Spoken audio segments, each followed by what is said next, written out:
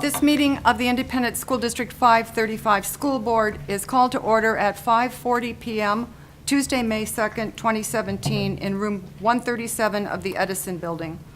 Present at the board table is Mr. Michael Munoz, Superintendent of Schools, and a non-voting ex officio member of the board. Also present is Ms. Wendy Edgar, the Assistant Board Clerk. Ms. Edgar, would you please call the roll? Mr. Barlow? Here. Mrs. Becker? Here. Ms. Marvin? Here. Mr. Stusner? Here. Ms. Seelinger? Here. Mr. Smith? Here. Chair Workman? Here. Approval of the agenda. No, I'm sorry. Mr. Munoz, the Pledge of Allegiance. Yes, at this time, we have the pleasure of the student council members from Gage Elementary lead us in the pledge.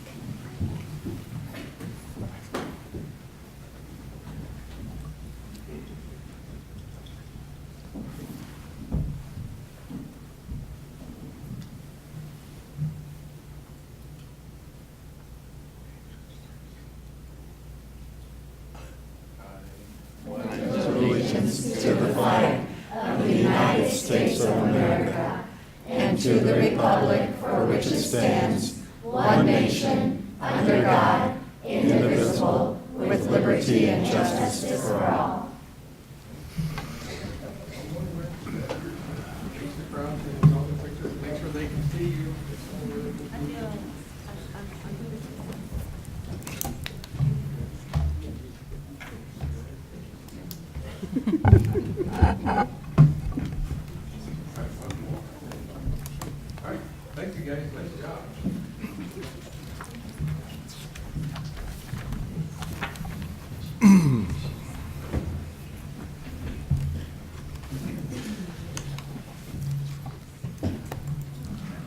Approval of the agenda. This is an action item. Mr.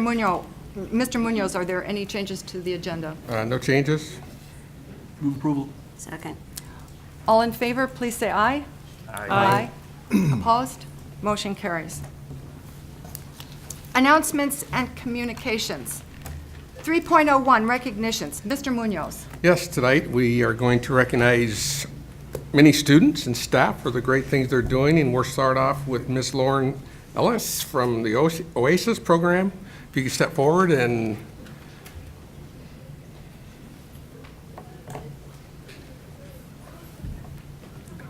Good evening, thank you. My name is Lauren Elias. I am the 8th grade school within a school teacher at John Adams Middle School.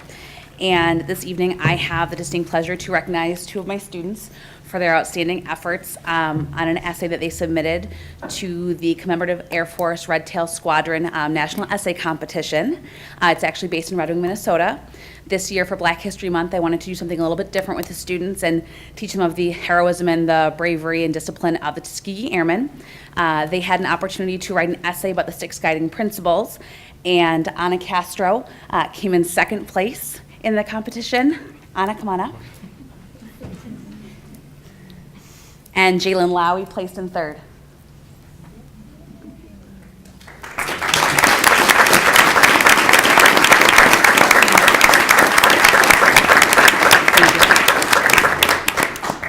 congratulations, girls. Nice job. Thank you. Parents? And could we have the parents of those 2 students, if you could stand, so we can recognize you as well?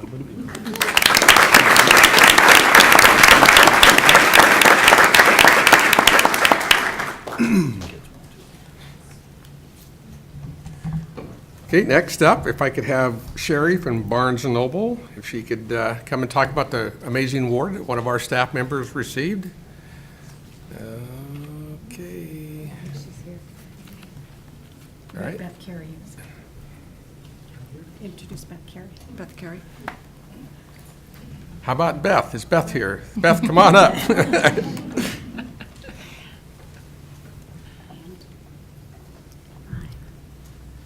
Good evening, Superintendent Munoz and board members.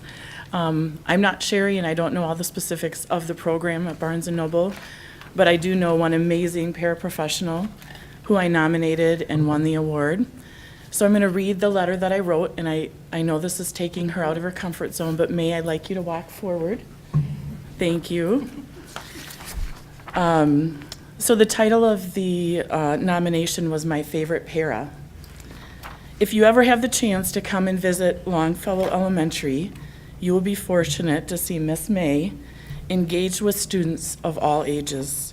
You will hear a soft, gentle voice of encouragement and praise. You will see her connecting with both staff and students on a daily basis. May goes above and beyond every day and brings out the very best in every person that she encounters. Her commitment to learning is evident in her attendance and continued student growth. If something isn't working, she asks and tries something different. She has a way of making learning fun and engaging for students of all ages. I've had the privilege of working with May for the past several years. There are so many stories I could share that would instantly put her on the top of all the nominees. I'll try to narrow it down to just a few.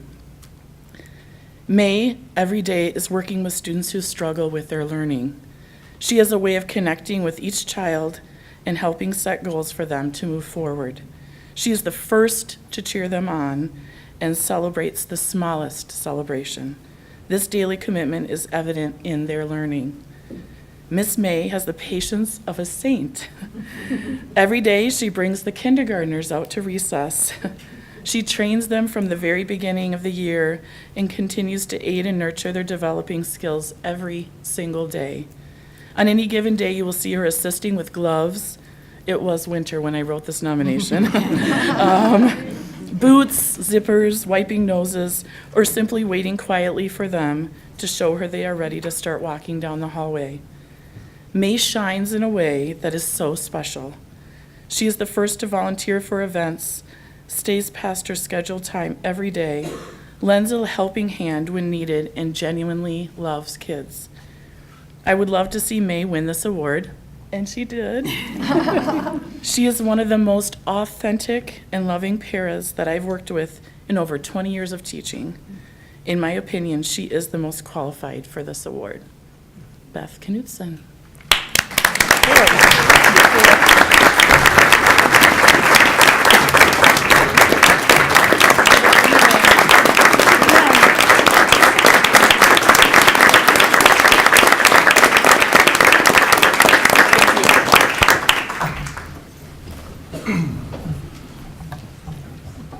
Next up,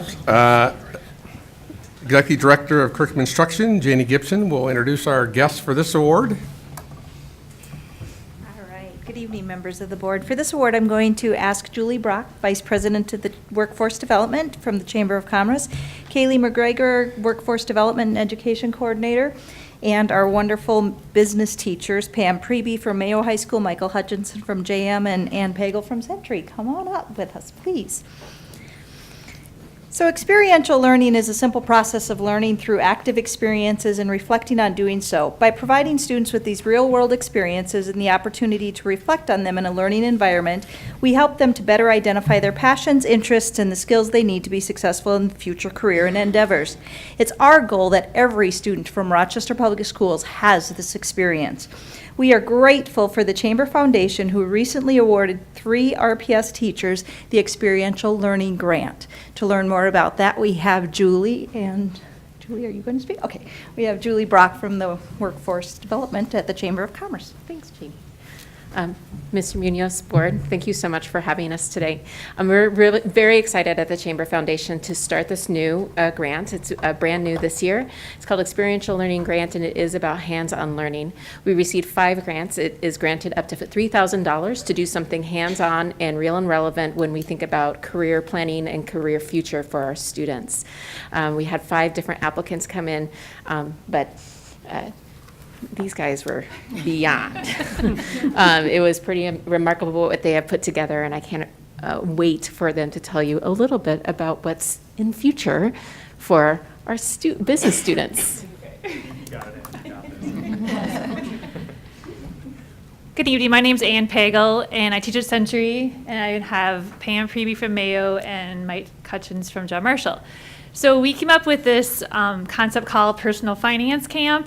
And because we've seen all the research and data that, all the personal financial statistics out there that are kind of grim about student debt and credit card debt and all those kinds of issues. And so we came up with this idea about having personal finance camps. So the students, we're going to use the volleyball center in April of next year. And we're going to use have our personal finance students from each of our high schools involved. So that, for me, that's about 120 or so for each of us. So they're going to come into this volleyball center in different groups, and as they enter, they'll have already chosen a profession, they'll know what they're going to get every month for their paycheck. And then they'll have to make decisions that we all make throughout the month. So they'll have to talk about their transportation, decide upon that, and there'll be booths along the volleyball center with business professionals, which we're hoping Julie will help us with. Yeah. And they'll have to decide, okay, where am I going to live? What kind of car am I going to drive? I need insurance for my car. And then based upon their life status, they'll have to make decisions about child care and if they have a student loan debt. And as they move around the volleyball center, they'll be making those choices and paying those bills we all pay every single month. And at the end, they cannot, well, of course they can leave, but they are going to need to make sure that their checkbook balances when they leave. They can't leave if they have a negative balance. So if they make a choice that doesn't work, they have to go back around and return their car or maybe their house. It's like a second chance for them. But the idea is that when they are done, they would have made these decisions that we all make and maybe have learned then maybe when they make them for real, that's what will be the implications. So we're super excited. We're super happy. Thank you so much, Chamber. And we're hoping, again, to get a lot of business community people involved with us. And we've got some planning to do this summer. So we'll be working on that. And we're hoping for it to be coming right around the middle of April or so after spring break that we can have the students experience this. So thank you very much, Julie. Thank you, board, for supporting us. Stay tuned. So thanks a lot. We really appreciate it.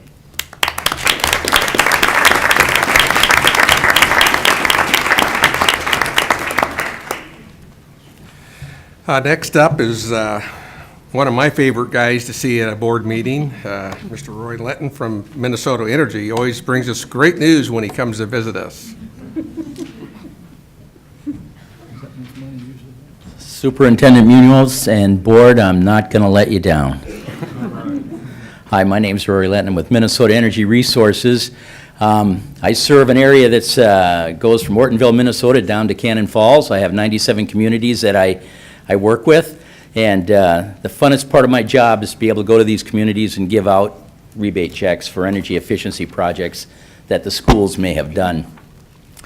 Rochester, because of their great staff, does an exceedingly great job. You're on track this year, looking at the dollar so far, to receive more money than all my other school districts put together. So, with that said, I did look at some numbers because it started out so good this year. And again, I do like coming here as much as you like having me. I got a receipt here. I got numbers. Tonight, I'd like to deliver $33,000 to the school board for energy efficiency projects at 3 different schools. But just for an FYI, I went back and pulled up some numbers on what we've paid. And for 2015 and 16, and up through today, the school has received $152,250 in energy efficiency rebates from Minnesota Energy Resources. Now, although that sounds like a great thing we're doing, keep in mind the real heroes here are the staff that are doing these projects. They take time, they take resources, but they pay huge dividends. So not only do you get the rebate checks, you also get lower utility bills moving forward. So you need to congratulate your people for that. So with that said, who would like the $33,000? Wendy, you're going to end up with it? Thanks, Roy.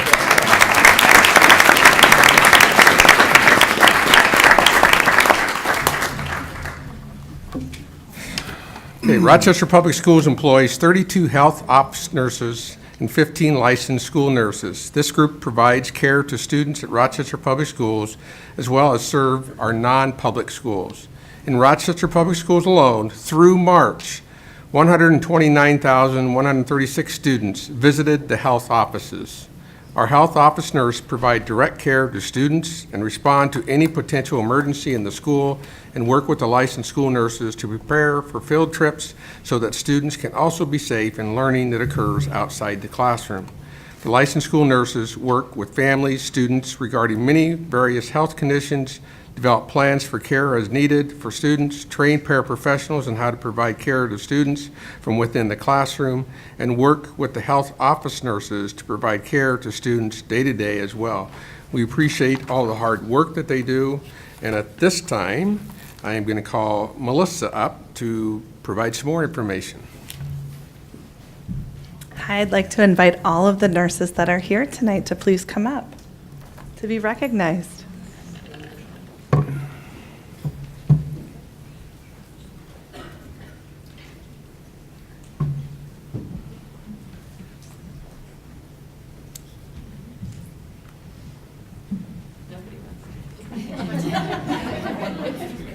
You're standing so far away from me. You can get closer. We won't make you talk.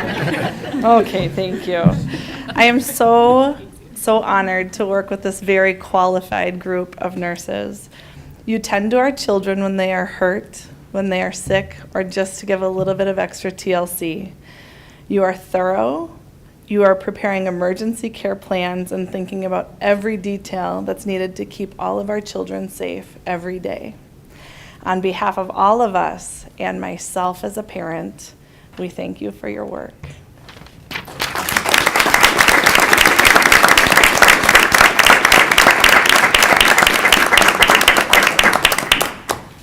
The official Nurses Day is May 6th, but since our board meeting is tonight, we wanted to recognize. So thank you again for all the great work that you do. All right, next up, Catherine Gardner and Annie Thompson, could you come up and talk about the scholarship winners?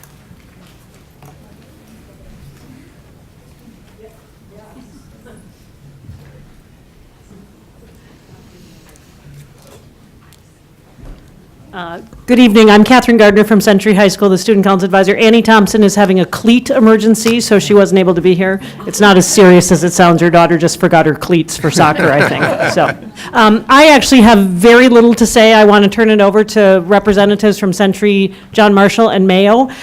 Just before that, though, they're going to talk about the State Student Council National Honor Society Convention. They probably won't get a chance to mention that there's about 6 scholarships, I think, that are given at the convention, and 2 of them went to Mayo High School students. Rhea Coley, who's here, and Kennedy Keckley, who's not, won 2 of the highest honors. So I just wanted to make sure that got mentioned, but I'm going to let these kids talk about the weekend that we had last weekend.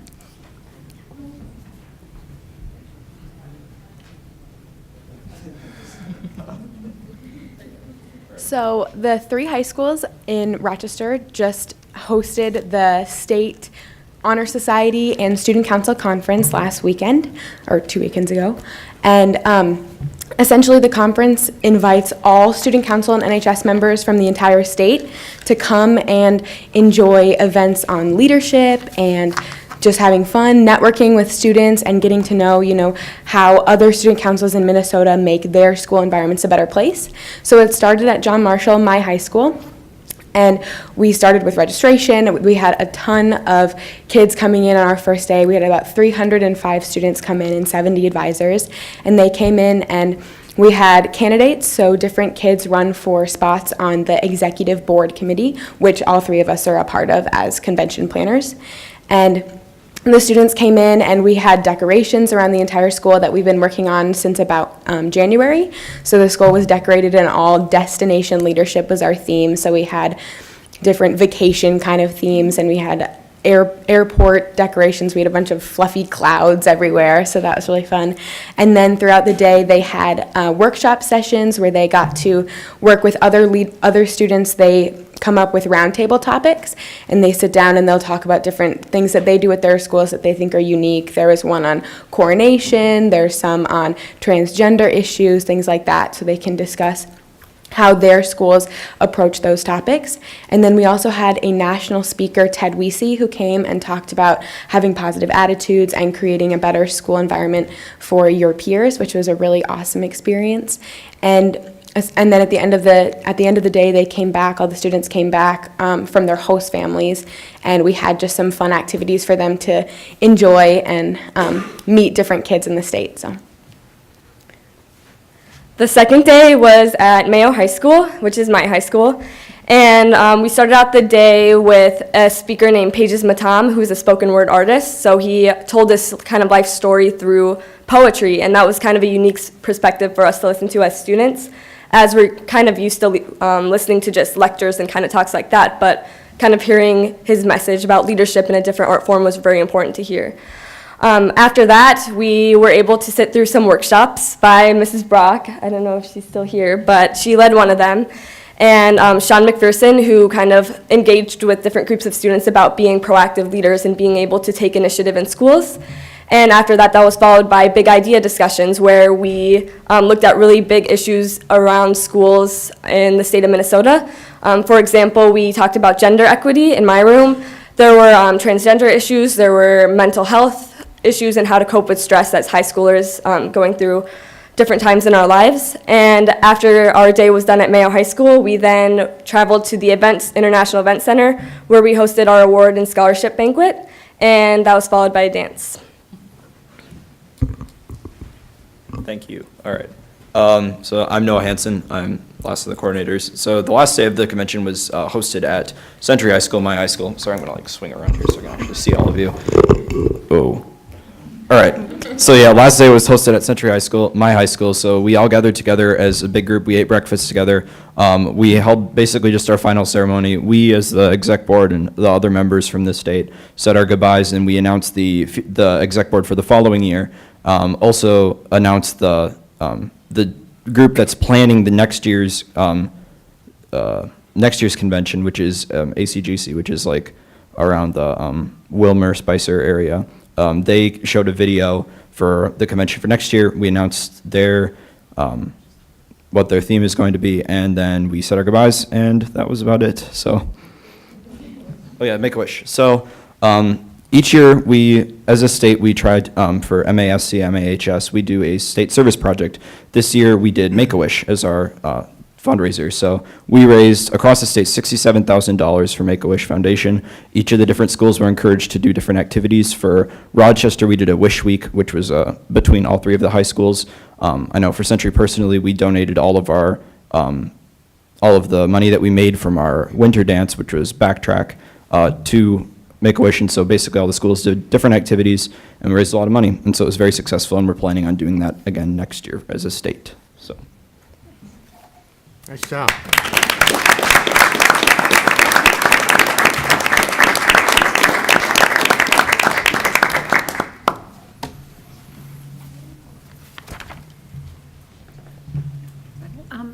Excuse me. They do have a video that we'd like to share too. Okay. Oh, great. The destination video.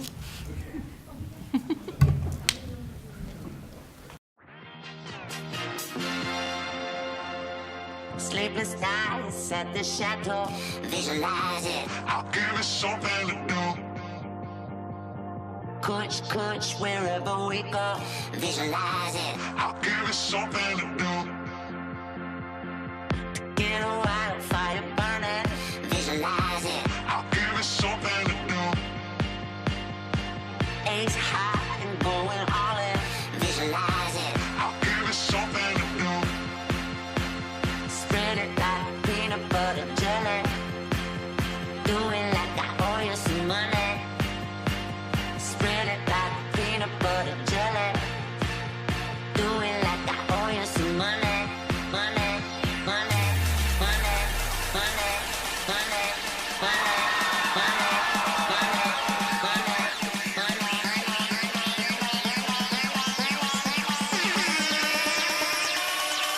Spread it like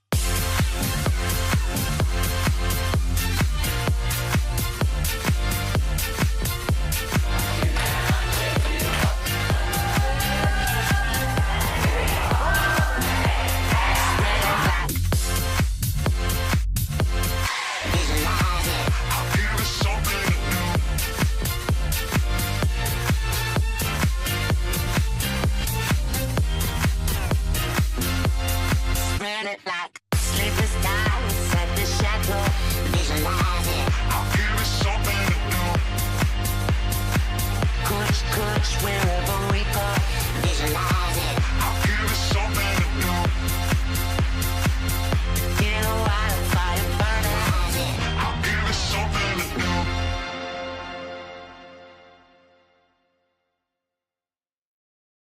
3.02 2016-17 School Board Committee update.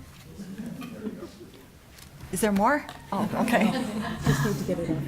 School Board Committee assignment updates. This is an information item, and I think I will start with Superintendent Munoz. Yes, this is really wasn't a committee update, but just want to talk a bit about the something that occurred last week. You've been hearing a lot about Cradle to Career, and the Rotary Clubs of Rochester and United Way of Olmsted County held a community-wide summit to improve literacy and educational outcomes through a collective impact approach. Cradle to Career Network is a national movement to improve education for every child from cradle to career. Jeff Edmondson, is the managing director of Strive Together, facilitated that conversation for us that day. Strive Together communities bring together a wide range of groups that are committed to student success, not just families and teachers, but also businesses, civic organizations, nonprofits, and investors. These cross-sector partners adopt common goals and expand on best practices for their local community. This nationally recognized collective impact framework guides community partners' progress to improve educational outcomes and expand opportunities for every child through guiding principles and a continuum of quality benchmarks. Partners commit to a shared community vision and hold each other accountable for getting results. So it was a great morning, and then we had a smaller group discussion later after that, and I'm really looking forward to what's going to come out of this, but I think it's going to do great things not only for our students in our district, but great things for our community. So I want to thank Rotary and the United Way for getting this organized, and we have kind of the main person right there in the audience for us, so thank you. Any others? Any other reports? Ms. Marvin? Yeah, the Community Engagement Committee has been busy as well. In addition to the Cradle to Career Forum that members of our committee and staff attended, we also saw a real presence from Rochester, the staff and this committee, at a Mayo Community Luncheon, at the Rochester Chamber of Commerce Foundation gathering. And the thing that was exciting, I think, about all of these initiatives is that our community is really looking at our strengths and the challenges that we face, recognizing that we have to work together. And the way I saw all of these, at least, is that we put our kids right in the middle, and then we ask each other, what can we do to help our kids succeed? And this includes transportation, it includes housing, it absolutely includes our workforce. And I think we have so many amazing community initiatives, and I'm really excited that the district is so involved in those and committed to those as well. We also have a community focus team, which is strictly community members that we have met with and will continue to meet with. We're doing a reset in terms of how that group works. That group was started because of the concern that we share for the discrepancy in our discipline rates, in our achievement rates in terms of test scores.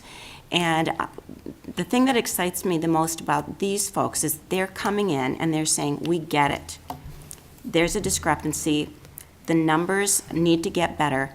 How can we help? And that's what we're looking for. How can we help? What can we do?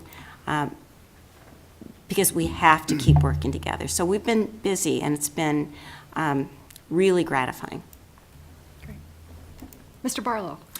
Yes, I just wanted to report on some training. Director Schlusner and myself had the privilege and opportunity to attend 2 weeks or so ago, put on by the Minnesota School Board Association. And this is what was called Phase 3. Building a high-performance school board team. And the public may not know, and I certainly didn't know as I ran for this position, that school board members in the state of Minnesota are the only publicly elected officials that are required to undergo training. And I think that is significant, and I think on many different levels it can allow our community to feel better, more confident, and potentially even more appreciative of the training and effort which we undergo to ensure that we are operating at our best. One item I'd like to share, though, specifically that was presented that really struck a chord with me was that of accountability. And if I may, it says the school board is accountable to the community for constantly monitoring the conditions affecting the school district as a whole. And then it goes on to say that an effective school board uses data and other indicators as the basis for assessing progress towards school district goals and compliance with written school board policy. And then finally, it says it recognizes the distinction between monitoring data, which is data used by the school board to address accountability, and management data, data used by the staff for operations. And for me, that provided great clarity because I think it speaks to where we are in our broad discussion regarding data, the usage of it, the role that it plays.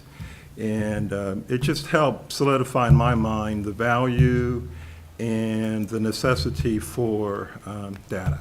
Thank you. Did you have anything, something you'd like to add to that? On that in particular, no. Okay. But one thing I would like to point out is last week, another collaboration between Rochester Rotary Clubs and the Public School Foundation, they had their year-end Strive Banquet, which is a great event where the groups have come together, especially the Rotary Clubs who run the program, to celebrate that not all students are necessarily your straight students, but students are doing their best to do what they can, and we celebrate them and work with them with business professionals throughout the community. It's nice to see the Public School Foundation can provide $500 scholarships for students who were nominated by their counselors as students who have tried very hard to do their best but may not have improved their GPA the most. So again, a nice collaboration between the Public School Foundation and the Rotary Clubs. Thank you. Anybody else? Reports tonight? Okay, great. Consent agenda. This is an action item. Would any members like anything removed? Hearing none? Move approval. Second. Any discussion? Ms. Marvin? I'd just like to call out 3 names from our staff who are retiring after many years of service. Terrence Gresser, who's a music teacher, 25 years with the district. Kit Hawkins, speech language pathologist with 36 years, and Clifton Lucido, special education teacher for 27 years. We have people who really hang in there, and we're sad to see them go and wish them well. Thank you. Any other discussion? All in favor, please say aye. Aye.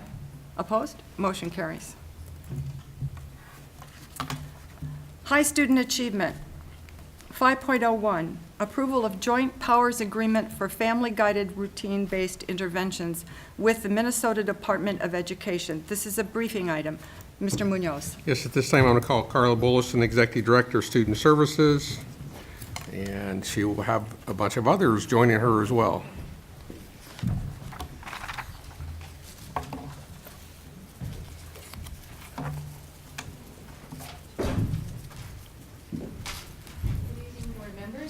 Joined at the table tonight with 3 of our early childhood special education staff, and we are here to share information on an initiative with the Minnesota Department of Education regarding best practices for our students from birth through the age of 2. This initiative involves some resources, but in order for us to get the money, we need your approval. So at this point, I'll turn it over to our staff to explain a little bit more about the grant. Hi, good evening. I'm Melissa Stanky. I'm a supervisor for student services and early childhood special education. And I'm Brooke Fink. I'm an early childhood special education teacher. And I'm Kim Welsh. I'm an early childhood special education instructional coach. We talk about quality programs and we ask, why are we here? Well, we're here to seek your approval. But we're really here to be able to talk to you about what we're doing and the good work we're doing within early childhood special education. In 2014, Rochester Public Schools did enter into an agreement with the Minnesota Department of Education and the Centers of Excellence to look at how we can increase our practices and increase child outcomes with our preschool program. Specifically, when we look at how to increase our practices using implementation science to ensure effective teaching practices to increase those outcomes. The initiative that we have with our 3 to 5 preschool program is called Reaching Potential Through Recommended Practices, or RP Squared. In the last 3 years, we've trained approximately 100 staff with how to increase engagement for all students, how to collect the data, and how to collect that data on our most disengaged students who receive special education programming. Tonight, we want to be able to share a little bit about our work with our preschool program, and then share our data that we've received from being in that initiative. And then we'd like to ask your support to expand for our birth through 2 program. So it's currently in our 3 to 5. We want to expand that program. And it's called FGRBI, or Family Guided Routines-Based Interventions, but hopefully we don't have to say that very many times. We get a little tongue-tied. Both initiatives do come with a stipend provided by the Centers of Excellence with our 5-year joint powers agreement that we have. All right, as Melissa said, we get some funding from MDE, and so for the 3 to 5 preschool program, I just wanted to share a couple of the things that we've used our funding for. We have used it for math activity boxes for our family engagement events. Math being one of the district initiatives this year. We wanted to put a focus on that for our 3 to 5 families as well. And so we included some materials in our math engagement boxes, but I think one of the great things that we did during that evening is just include ideas that families can use at home in their everyday routines to provide math experiences for their kids every day.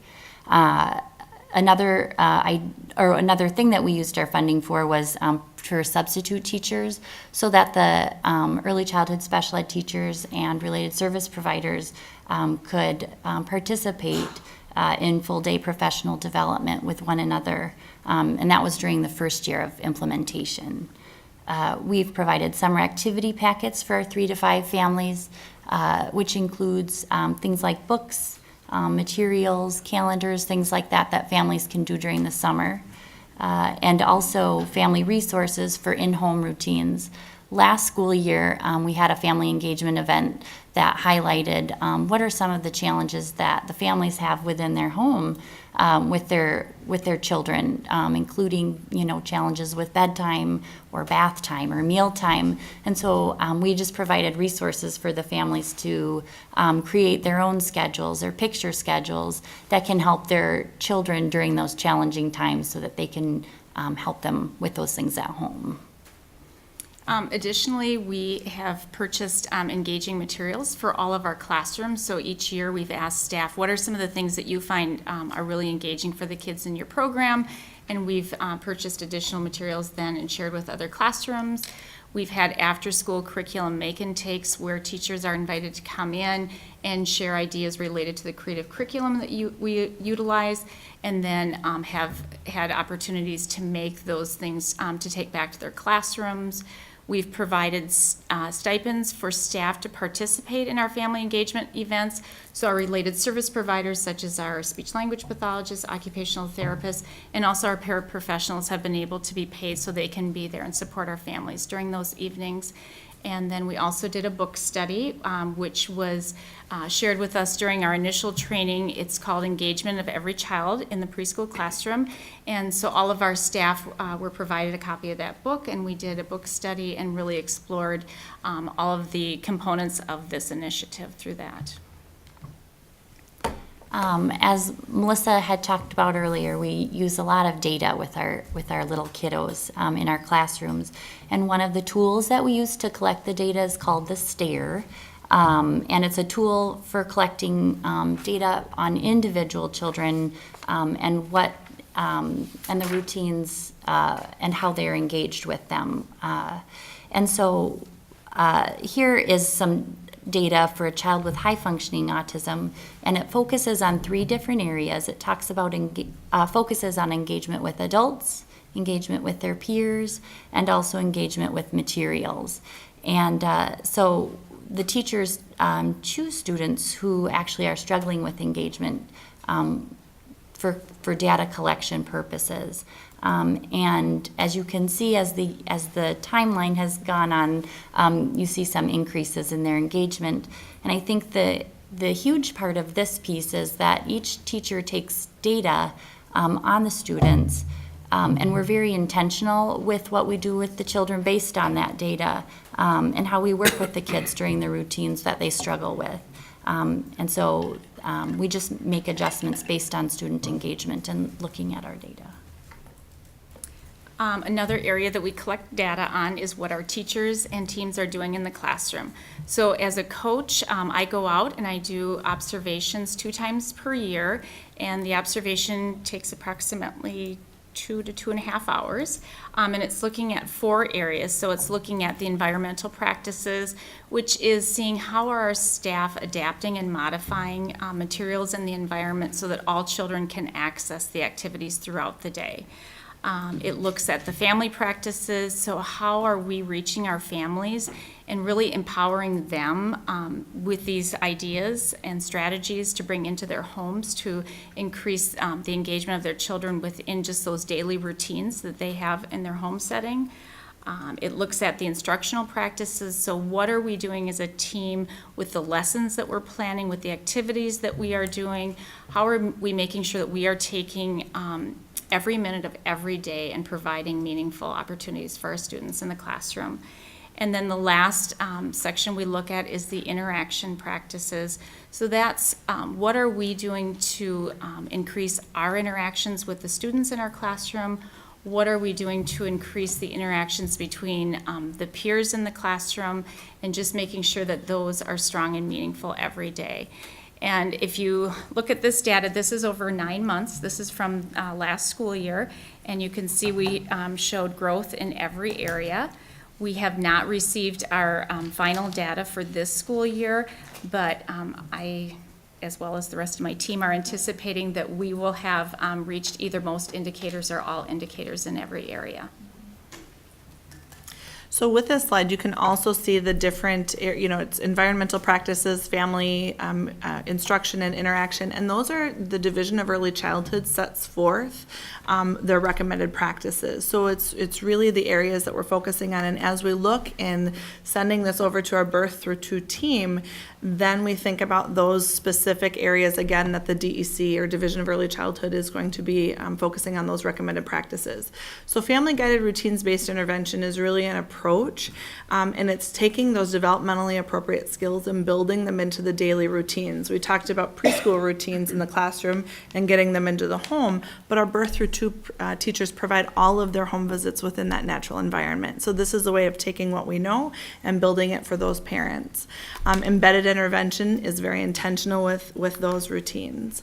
The essential elements of FGRBI include family-centered, individualized, culturally responsive. They're family selected. So we work with the family and the child has a disability, and we say, now where do you need help? If it's with communication, what areas of your routine can we embed that intervention into? It's team-based. It's a lot of collaboration with related service providers, and it is coaching by that primary service provider who's our teacher. When we think about early intervention, 20 years ago, it was a teacher bringing in a bag full of toys, and they would come into the home, and they would come in once a week perhaps, and they would work with the child. And what we know is that one time a week isn't enough for our children to make those greater than expected gains in their outcomes. So if we can do the coaching model and say to parents, what would you like to do when we're gone, and really coach the parents so that they're comfortable, we know that the outcomes for the children will be greater. So that is why we are asking permission to participate in FGRBI and for that joint powers agreement through the Minnesota Department of Education and Centers of Excellence. Any questions that you have for us? We could talk about this all night.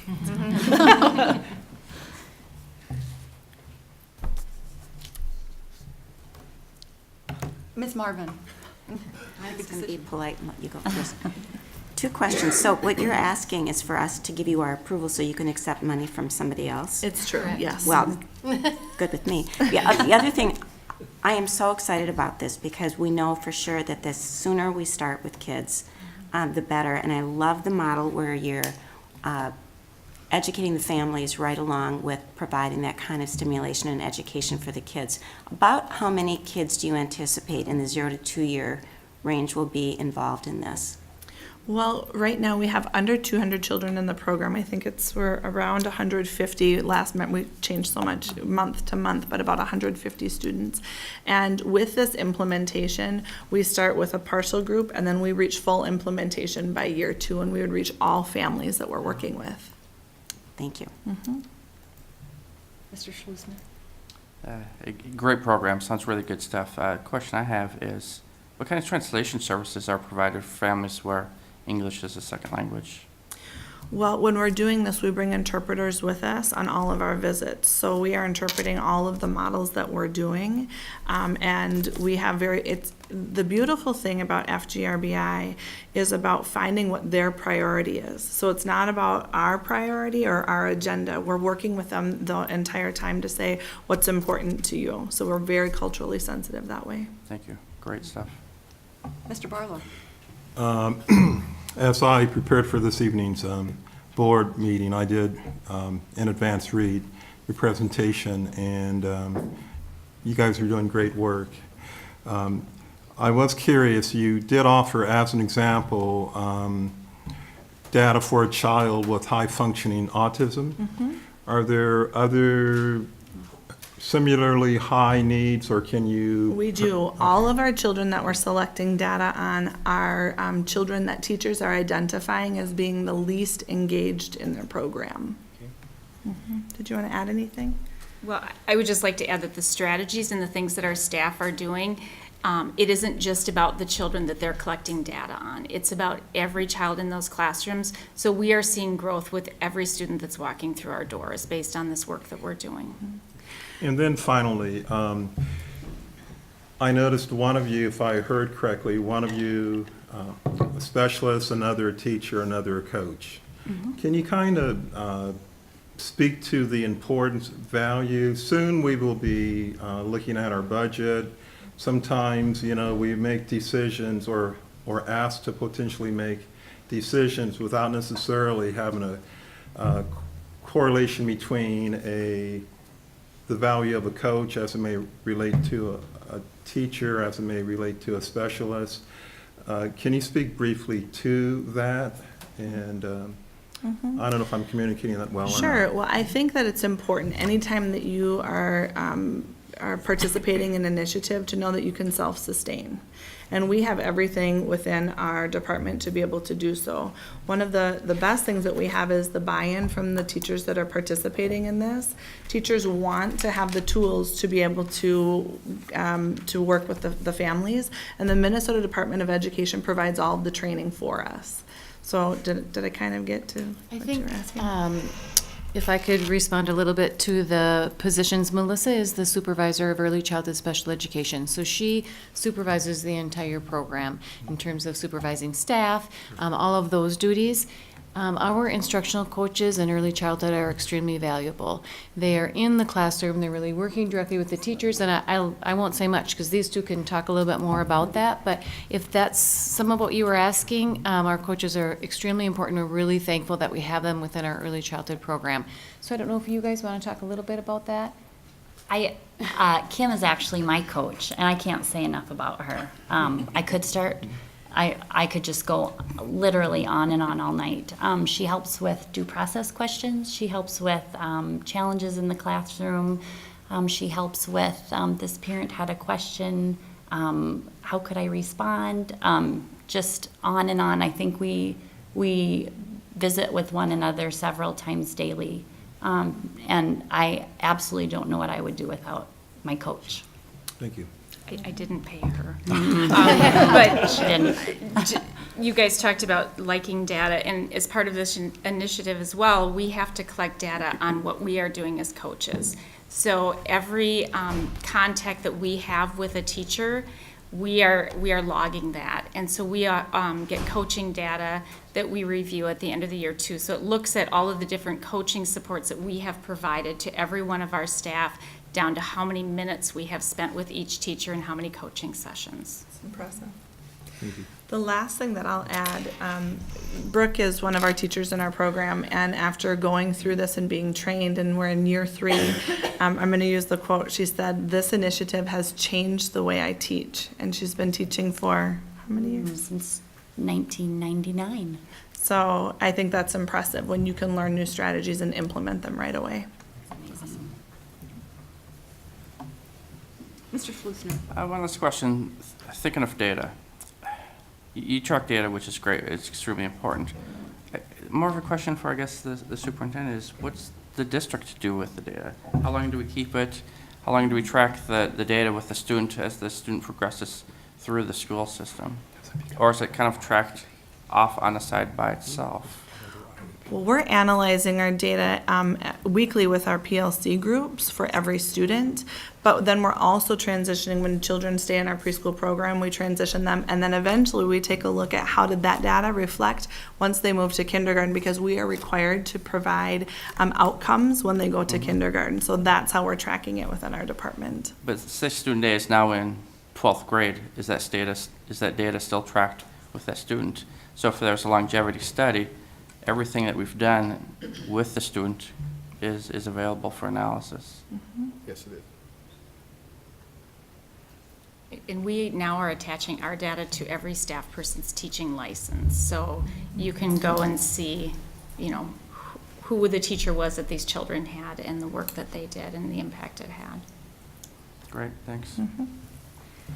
I really like the practical use of data, because so many times we get data and then it just disappears and we don't maybe do anything with it, or maybe we don't hear about what happens with it. So I love what you're doing. I think it's just phenomenal, and what a gift to these children and their families, and you all are so passionate about your work. I think it's wonderful. Is there a timeline on getting this approved? We have some time, so it can wait till the next meeting. I think the actual grant doesn't even get to the point of coming to us until June, so we're good. Yeah, okay, great. Will it be on the consent agenda then? Yeah. It'll be on the consent agenda next time. Great. Thank you. Thank you so much. Thank you. Thank you very much.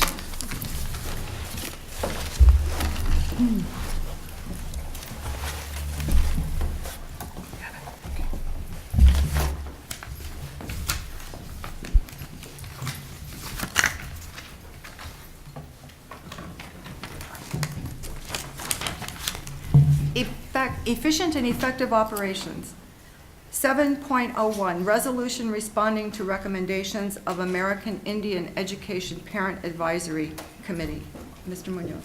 Yes, before you read the resolution, I would like to personally thank the Parent Advisory Committee for the work that they've done, and a special thank you for Guthrie. I think he's done some great things for our students and families, and also for the work that he's done working with the C&I department and really helping us incorporate the culture into what we're teaching. And we look forward to continuing this partnership and the great work that you're doing, Guthrie, and will continue to do into the future. So thank you very much.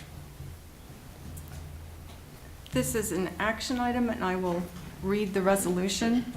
Now, Okay.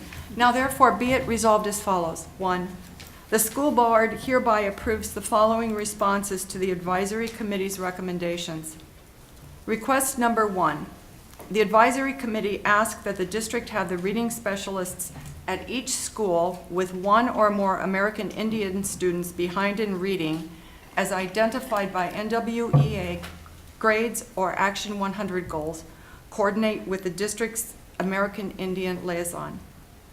The district response. The district has determined this request is unnecessary because the district's American Indian liaison is not responsible for providing student instruction, and the district's reading specialists already work with all students who are identified as being behind in reading. Request number 2. The advisory committee asks that the district allow the advisory committee to review NWEA testing results each semester, and that the advisory committee receive quarterly updates on American Indian discipline. District response. The district is unwilling to grant this request as presented to the school board because it raises potential data privacy issues. The district will provide the advisory committee with access to NWEA testing information and student discipline data as the information is formally presented to the school board. NWEA testing information will be presented to the school board on an annual basis. Student discipline data will be presented to the school board twice a year at the end of each semester starting in the 2017-2018 school year.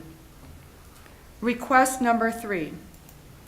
The advisory committee asks that the district incorporate American Indian education program information into new teacher orientation each fall by 1, mandating that an invitation be extended to 2 or more American Indian students on the presenting student panel, and 2, incorporating a professional development session co-facilitated by the advisory committee and the district's American Indian liaison based on Not Your Mascot, Understanding and Supporting American Indian Students by Tucker Quitone and Guthrie Capicella. District response. This request will be denied as presented on the basis that it limits the district's discretion to determine appropriate items to address during new teacher orientation. However, the district will invite 1 American Indian high school student to participate on the student panel, if there is a student panel, during new teacher orientation.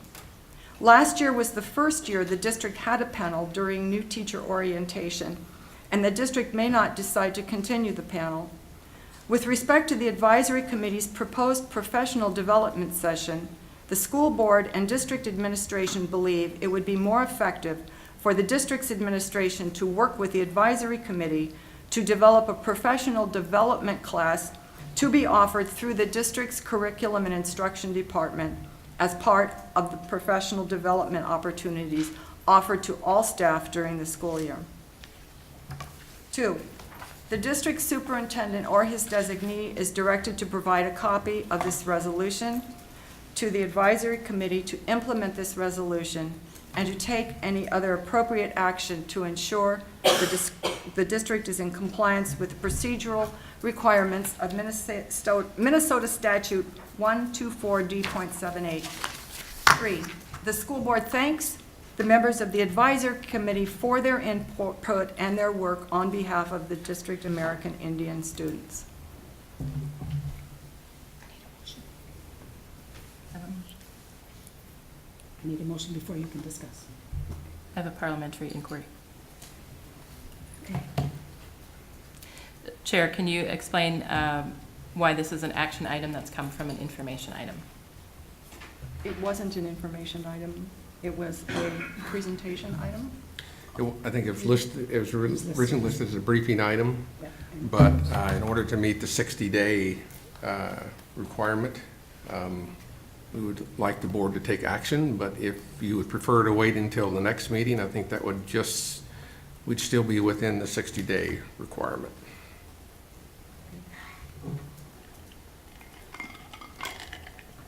So to clarify, it was listed on the March 21st meeting inadvertently as an information item, and it should have been a briefing item? I think when it went live for tonight, it was listed as a briefing item. It was information. Maybe when you looked at it when it was draft, it might have said information item, yes. For the purposes of discussion, I'll move approval. Second. Any discussion? Yes, ma'am. Mr. Barlow. I'd like some clarification regarding the language, and I remember from our last meeting that none of us are lawyers. But I do recall the statute language of concurrence, non-concurrence. And I seem to further recall that the recommendations which were offered would, from the American Indian Parent Advisory Committee, bring us compliant or concurrent. Does this, in your opinion, Superintendent Munoz, address the issue of concurrence or non-concurrence? Yes, they did switch, which allowed them to make recommendations to the board. And according to statute, you have 60 days to pass a resolution responding to those requests. Actually, the resolution has been approved by our legal counsel to make sure that we're in compliance with the statute. So again, to just assist me in language and understanding, the 60-day, the board was allotted by statute 60 days to respond to the request.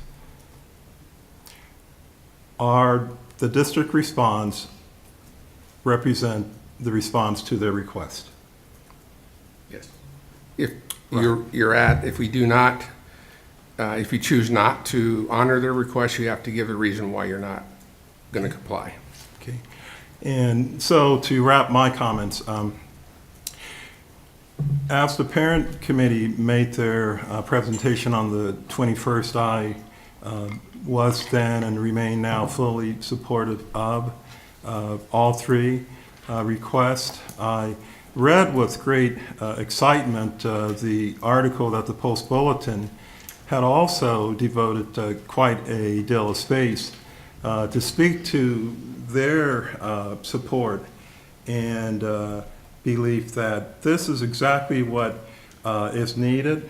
Parents speaking, advocating, expressing willingness to resolve, be a part of, not just pointing out problems. I didn't really see any of the requests being problematic. They were all, from my point of view, and I continue to believe that they were solution-based, and I struggle with trying to understand why we would not be in full-on support with at least request number 1 and 2. We offer as a kind of sort of response a willingness to allow an American Indian student to participate on a panel that may or may not exist. That kind of threw me. I'm not sure what is actually being offered. I can address that for you. As it stated in there, last year is the first year we did that. We are just in the planning stages for next year's new teacher orientation, so I wasn't willing to make a commitment to it. If that committee decides they don't want to use that panel next year, this would require them to. That's why we wrote it, that if there is one, then we would reach out and have one student represent that panel. But at this time, no decision has been made on if we'll use the panel again or not next year. Mr. Smith? I guess when I look at this, I understand, the need to protect data privacy and all that. I also know we got a great effort with community engagement to be more engaged with students and parents and teachers and so forth. So I guess I would hope that rather than just an outright rejection of everything that they sent to, is there a way that we can find that we can engage together and work together? Understand that, this committee does not replace the school board. They're not going to replace the school board. We're elected to, at the end of the day, make these decisions one way or another. We can't escape that responsibility whether we'd like to or not. But I think all of us here, I would hope, would want to do what we can to become, more proactively engaged in a sense when we're dealing with these issues and, historical trauma and what you have, that we need to go the extra mile to make sure that we are engaging and doing the right things going forward, and not simply, and I'm not saying we're doing this, and not simply using the law as a means for us to say we don't, necessarily have to engage in this at this time, or we don't want to. I think we're at a point where we really need to find a way how we're going to work together as a community. And this is one part of the community we obviously need to work together, but we need to work together as a whole community, not just as isolated members of the community as well. So I for one would like to take a little more time to look at this and see if we could come back with a little bit, maybe a massage version of this that would allow us to have a little bit of deeper engagement with what they're doing. Because I think sharing data and all that, I think we need to do a better job of that, and to the extent that we can. And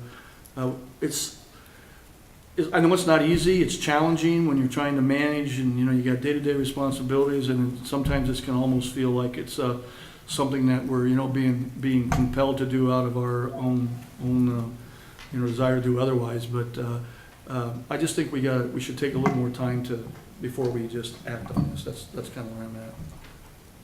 Ms. Marvin? I absolutely admire the committee that has brought this forth, and I absolutely agree with the spirit of the requests. I can't agree with the letter, however. The first request, for instance, when our kids are behind in NWEA, in reading or in whatever, our reading specialists work with all of them. Having Guthrie involved in it, so that he knows. I think parents are absolutely free to let him know that their child, is behind in reading, but it's not his job. It's our reading specialist's job to work with those kids. The second one, NWEA testing results. I think parents get the results when their child takes the test, and I think that's important, that they know right away, that the school will know right away. It's going to jump on that if kids are behind, all the kids. And request number 3, I absolutely think we need to do a better job of educating our staff about many different cultural issues, those involved in the indigenous population and in others.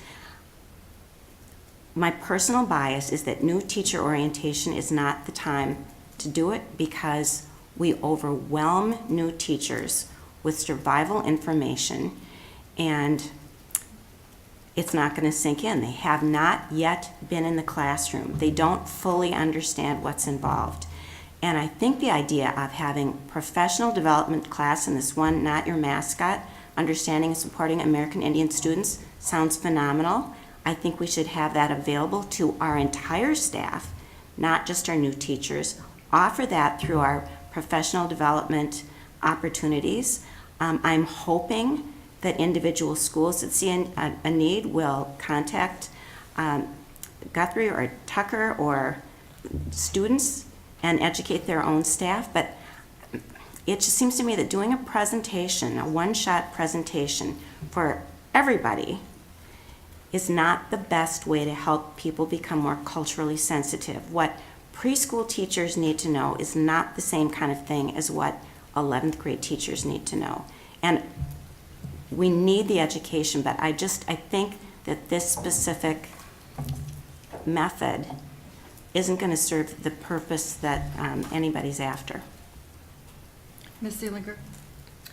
Thank you. I'd like to point out and remind the board and community, this is a new statute, 2016, and so this is the first time it's coming to the board. And in statute, it talks about the formation of the parent committee, which I love, because I love parents and I love committees, but that the committee must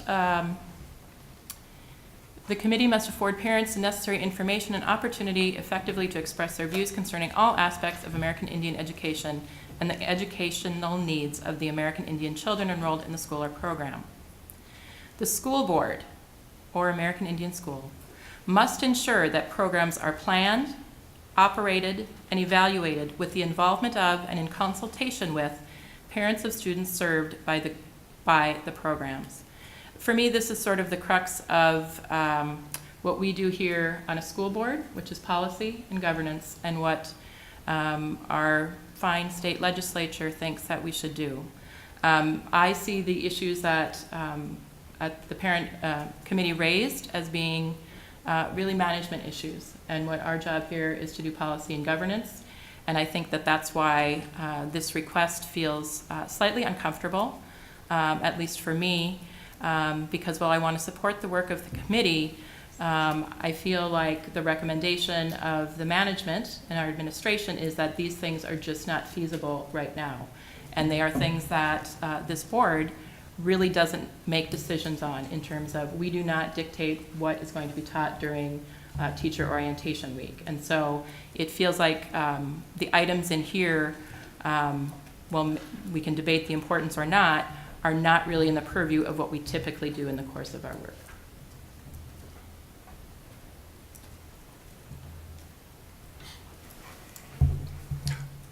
Mr. Barlow. I don't necessarily disagree with anything I've heard. I'm reflecting now on a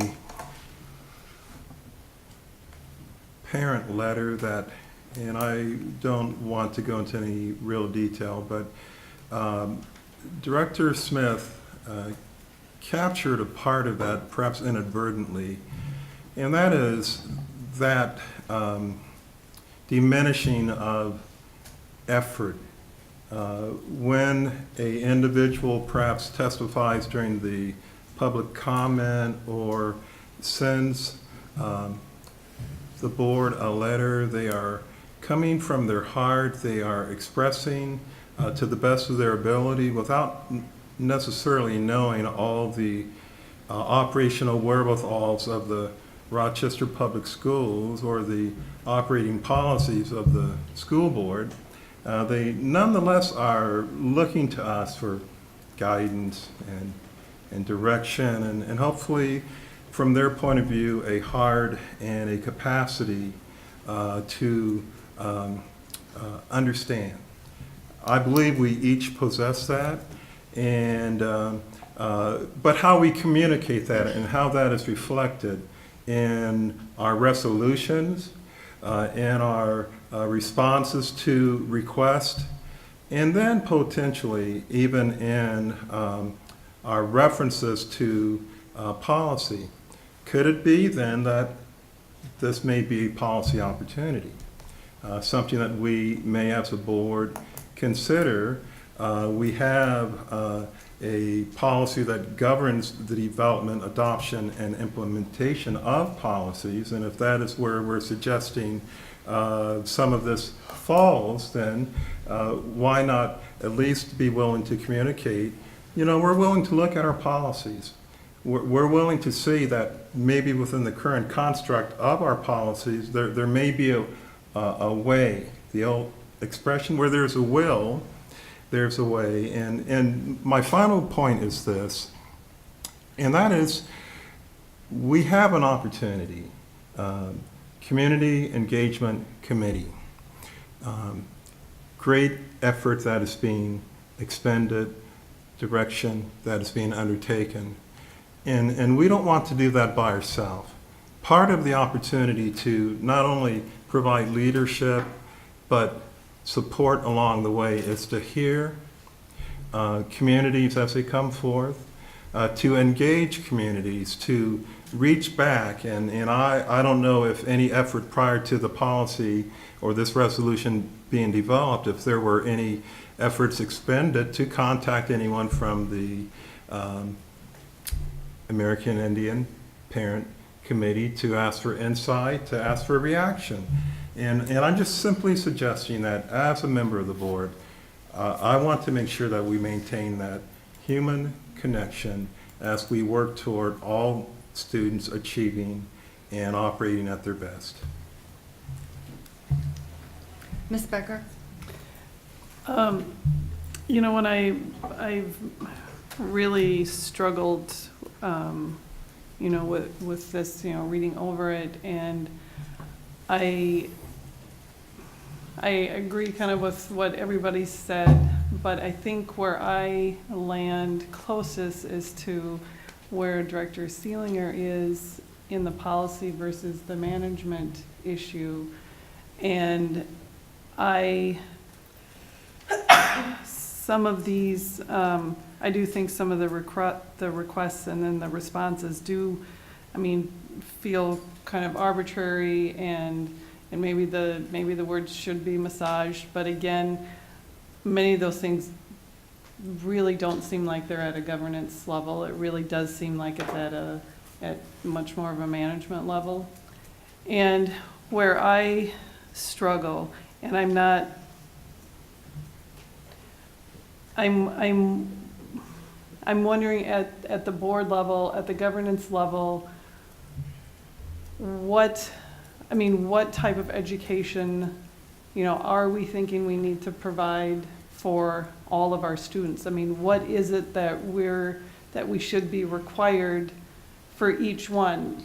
Not an American Indian student, not a student of color, not a white student, not, as I like to say, a Norwegian student, but, what is it that, Rochester Public Schools wants to, be able, our kids, have our kids know when they leave us? And, is it, and we've kind of had these discussions before, but, is it something as simple as, the reading, writing, arithmetic type thought, and then, once they leave us or on their own time, they do their own courses of study and they look at, but we have prepared them to go on to figure out what it is that they're most passionate about. Because I worry that,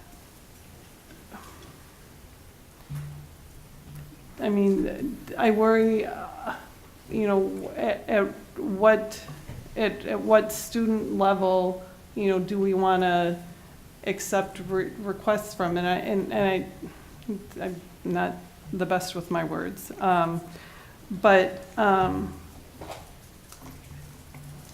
So again, I'm thinking we need either a really large global, this is what we're going to be providing for our students, for all of our students. We're not going to make anything specifically, really specific for any one of them.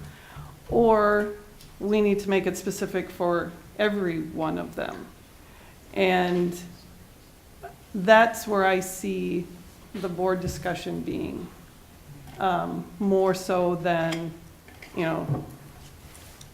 should the district have a reading specialist and this and that. And so that's where I've really been struggling kind of with this concept. And again, I look at it from my role as a board member, and I'm struggling with, what education, information and stuff are we supposed to be providing for our students? And that's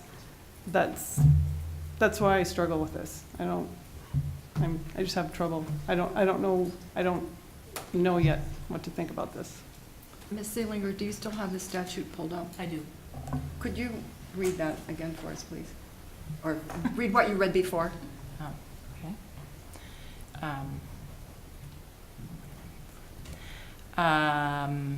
Okay. I think the pertinent part for me, the last part, if I may. Thank you. Yep.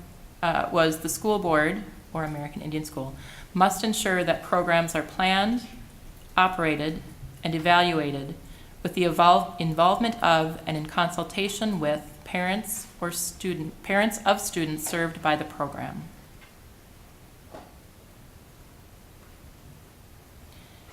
And if I may just add one little piece, at the beginning of that paragraph, the American Indian Education Parent Advisory Committee must develop its recommendations in consultation with the Curriculum Advisory Committee, which is required by Section 120B.11 Subdivision 3. So, again, this is state statute, but it's talking about having a management piece as they develop this, but then they're asking for a governance piece, in my opinion, the board piece, which is governance, to sign off on it. Mr. Smith? That poses a question. Were these recommendations put together in consultation with the curriculum department? I'm not aware that they have. But I do know Guthrie's works with C&I department. Mr. Barlow? So in light of Director Smith's inquiry and our not knowing for sure, would it not then perhaps be appropriate to allow the parent committee to do so? I mean, because we're not denying or proving it because they didn't do that. I'm not sure that it should even be a factor of consideration, though it is informational. And certainly we want to ensure the potential for success. So I don't, maybe that initial, was this initially presented as informational, briefing? Are we compelled to take action tonight? If we weren't, or if we tabled it, then that would give the American Parent Committee an opportunity to perhaps collaborate with the Curriculum Instruction Committee. So I guess having, I know it's in statute, but if that hadn't taken place and making sure it does take place, do we anticipate the recommendations would change? Or I guess I guess the question I'm asking is, what do we think is going to change if that happens? And I do want to comment a little bit on the governance versus management, and does the board really want to get involved in the structure of our new teacher orientation? And I can tell you the 2 days that we were able to bring them in and pay them for the 2 extra days, to get the amount of things that we have to get into a new staff member is difficult as it is.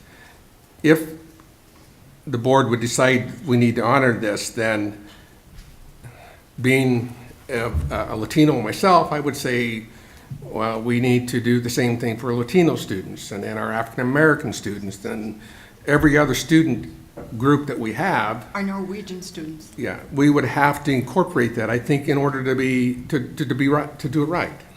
And knowing what we as management have to provide our new teachers during those 2 days makes it extremely difficult if we're asked to do this as well. I agree with Director Marvin that when they walk out of the Tuesday, I'll be honest with you, we give them way too much, but we try to give them everything we can. I think that it would be more effective if they could take it during the school year and when they're a little more relaxed. And also, what we are working on is restructuring our back-to-school week and providing kind of like a smorgasbord of professional development opportunities where staff can sign up. I could see this being one of those options that people can sign up for in August. And then the other thing, the data thing, I guess you've had multiple organizations make requests. I guess I would ask you to think about, because I haven't heard it yet, any group say what they are going to do with the data if they have it. What are they really going to do with it?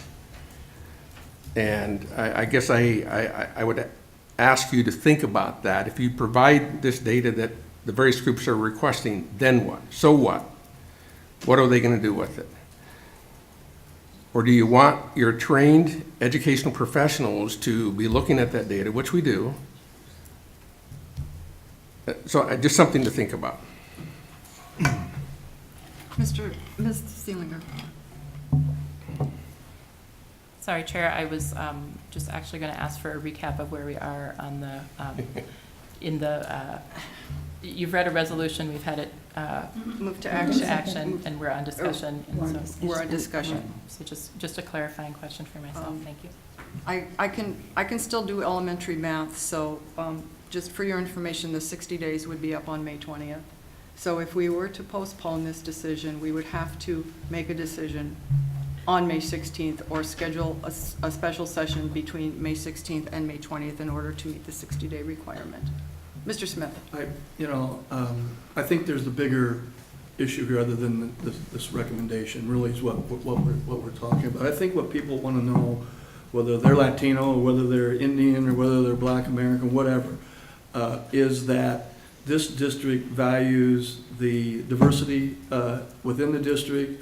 We celebrate that we're not discriminating against any child because of that.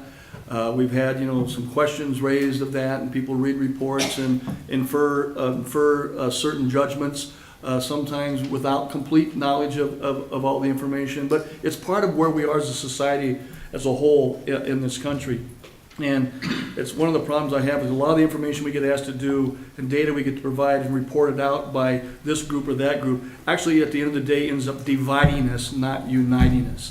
Now, it doesn't have to be divisive doing that as long as we add everything back in together. So I guess I think the larger issue for me here is that, I'm willing to give on maybe the stand, but I think what we're asking for is that we know that we're assured that through the community engagement stuff, that people are feeling a part of this district, they have something to say about it, and where there's issues, that we're listening to those issues. We're not just using rules or law to, push back or to act like we're insensitive to that. And I'm not saying that's what's going on here, but there are people, when we do that, they perceive the message that way. I think we have to be cognizant of that. So I want to make sure that we're making every effort to be inclusive, and when we have the whole Cradle to Grave initiative is about the community engagement.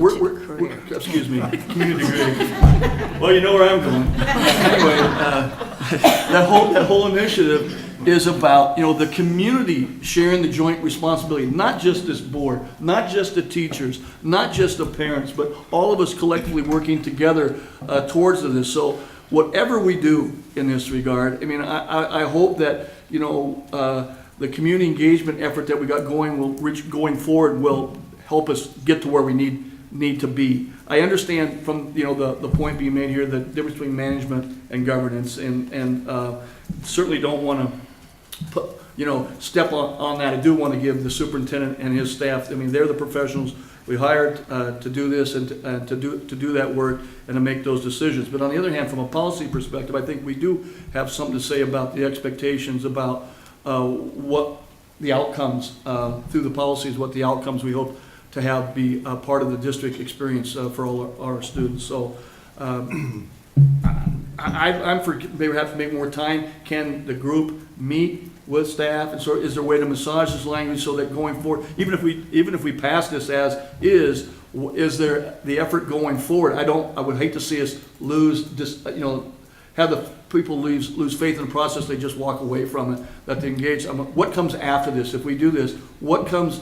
If we approve the recommendation, what comes after this in terms of their engagement? I'd like to hear how they feel about that as much as anything, and see if there's some way we can, through community engagement, accommodate that. That's kind of where I'm at on this. I haven't addressed this issue yet, so I've been trying to direct traffic, so when I'm finished, Ms. Seelinger, you may speak. So I'm looking at this as, what is the intent versus the how are we going to do it? So when I see request number 1, the intent is they want to make sure that, I think, is how I'm reading this, that any American Indian students who are behind in reading as identified by NWEA grades or whatever, has help. And if help hasn't been given to those students, that's a management issue. I think that's how I read the spirit of it. And the district response was, yes, we believe we have district specialists, reading specialists who are working with our students who are identified as needing help. I don't see that there's a conflict there. It's just that the how is maybe what's not being, it's what's being challenged. On request number 2, to review the NWEA testing results each semester, and the advisory committee receive quarterly updates on American Indian discipline. Once again, that's the how of the information that they actually would like to have in order to move forward. And as I read in the district response, that information will be presented to the school board on an annual basis. It's not like nobody's ever going to get it. It's going to be out there. And that student discipline data will be presented to the school board twice a year. So it's not a question of, are we not going to do any of this? It's how are we going to do it and how frequently are we going to do it? That's what I read this resolution as saying. So I don't see that there's a fundamental difference between what the American Indian Advisory Committee would like. It's in the how do we accomplish that. For request number 3, I think Mr. Munoz and Ms. Marvin covered very much the issue with the new teacher orientation. But once again, what is the point? They want teachers to be able to be really well informed. And I completely agree with that. I think it is important. But is doing this during the first 2 days that the new teachers come in, is that the best time to do it? And I think you've heard plenty on that as to why that might be an issue. So, and then the second thing is, why just new teachers? You know, if we offer just to new teachers in those 2 days, what about everybody else?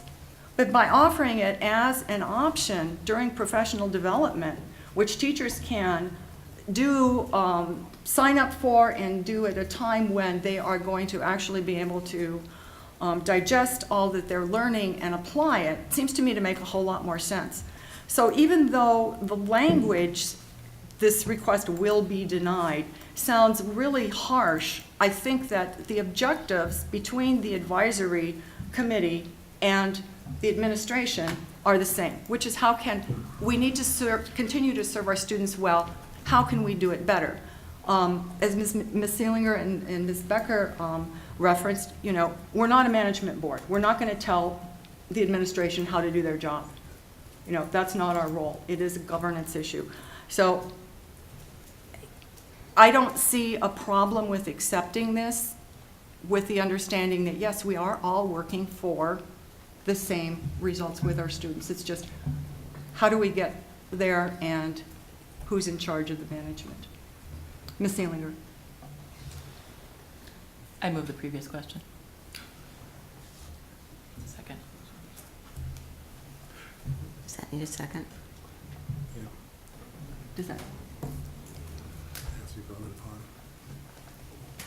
So the previous question is taken to vote? Vote up or down. Continue Okay. to vote. Okay. I move to table the issue. Well, we have to. No, I think move to table supersedes that. But It's parliamentary. does it? Yeah.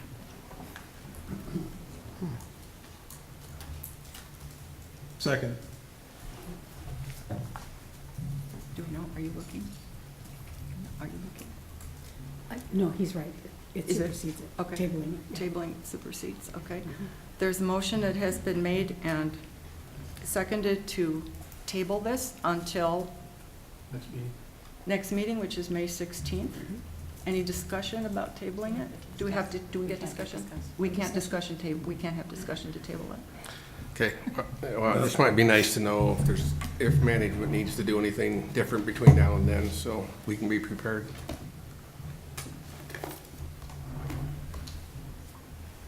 Well, we can talk about that after we. Vote on the motion to table. Yeah.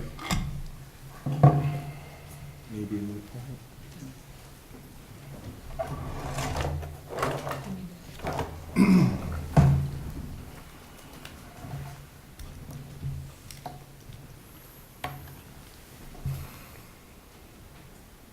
Which side is it on? It's on the front side. Oh, okay.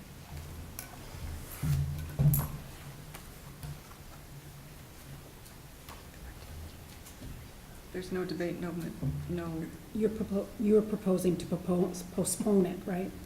Table is not the word that they use anymore, so I just want to make sure. Postpone to the next 16th, the next To the meeting. May 16th, okay, so it's this one, 14th. And so we would need to have a vote on that, and are we permitted to have discussion after that, or are we done? In terms of giving any direction I'd to have to take time to go Okay. research. I don't know. I think no discussion. I don't think it I think probably not discussion, that's maybe something we can. has to be a majority vote also. So the issue is to postpone it until the May 16th meeting. All those in favor of postponing, please say aye. Aye. Opposed? Aye. Did you? 4-3. 4-3? Okay. So it will be postponed until May 16th. Chair Workman, the superintendent then wondered, are there things that we are expecting or requiring of him to do in anticipation for our next meeting? I would say, I think we're really going down a pretty slippery slope here where we are directing the superintendent on how he wants to manage this. I'm not sure what it is you would like to see that is different from what we have now. No, the superintendent asked that. I'm not asking it of him. Okay.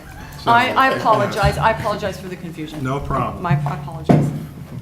But I will say, and it is, if I may, Madam Chair, this provides also, I believe, a wonderful opportunity. As a board, we had great insight and perhaps saying or suggesting, well, maybe they, referring to the parent group, maybe they intended this, maybe they intended that. This might be a great opportunity for Director Marvin, the Community Involvement Committee, to That's you too. put forth that effort to reach out, to be reflective on much of the conversation. Certainly, if I will do that myself, I think if as a committee, which the Community Engagement Committee, we're still trying to define what our specific role will be, but I will certainly commit to do that and then perhaps communicate that back to the board. Okay, so you have, what, and you would have 2 weeks to pull that together.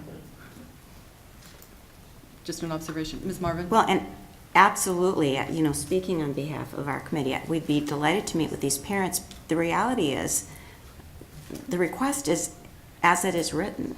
I mean, what we're voting on is what we have in front of us right now, and I don't think that can be changed. I mean, we have to vote this up or down.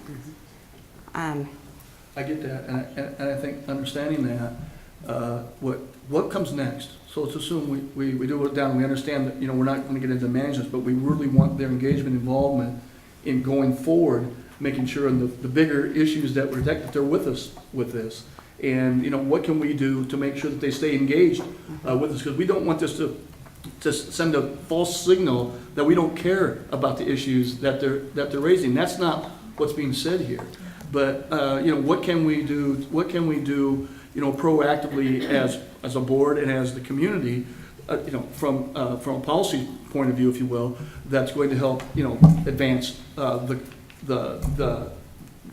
the cause that they'd like to see for all students, not just for Indian students, but for all students. So I think taking the time to have the committee have that discussion, we'll know coming back, are these people just going to say, well, they're so mad, they're just going to walk away from this? No, we'll continue to work with it. We'll find another way to do this. That's really, I want to make sure we're not driving a wedge between us and the group, just simply by the action that is taken, because it's, we're talking about management. We're not talking about the management of the district, as opposed to talking about what we want the district to be. Mr. Smith, I'll go down this rabbit hole a little bit farther because I do think we need to move on. Everything that you said is not contingent on whether or not we approve this. Right. Every single thing you said. Right. And I agree that we need to be doing this moving forward. But it's not contingent on this particular resolution and how their requests are already being implemented, or the reasons why it's not practical to implement them. I think in 2 weeks, we have to move on one way or another. I'm just asking to see if they understand, yeah. they can understand that way we discussed tonight, they understand that, if not. That's one of the issues I'd like to know. They understand that, if there's where we're coming from on that, where the administration's coming from on that, and if the board takes that, that's where we're coming from as a board, so. Anyway, that's all for now.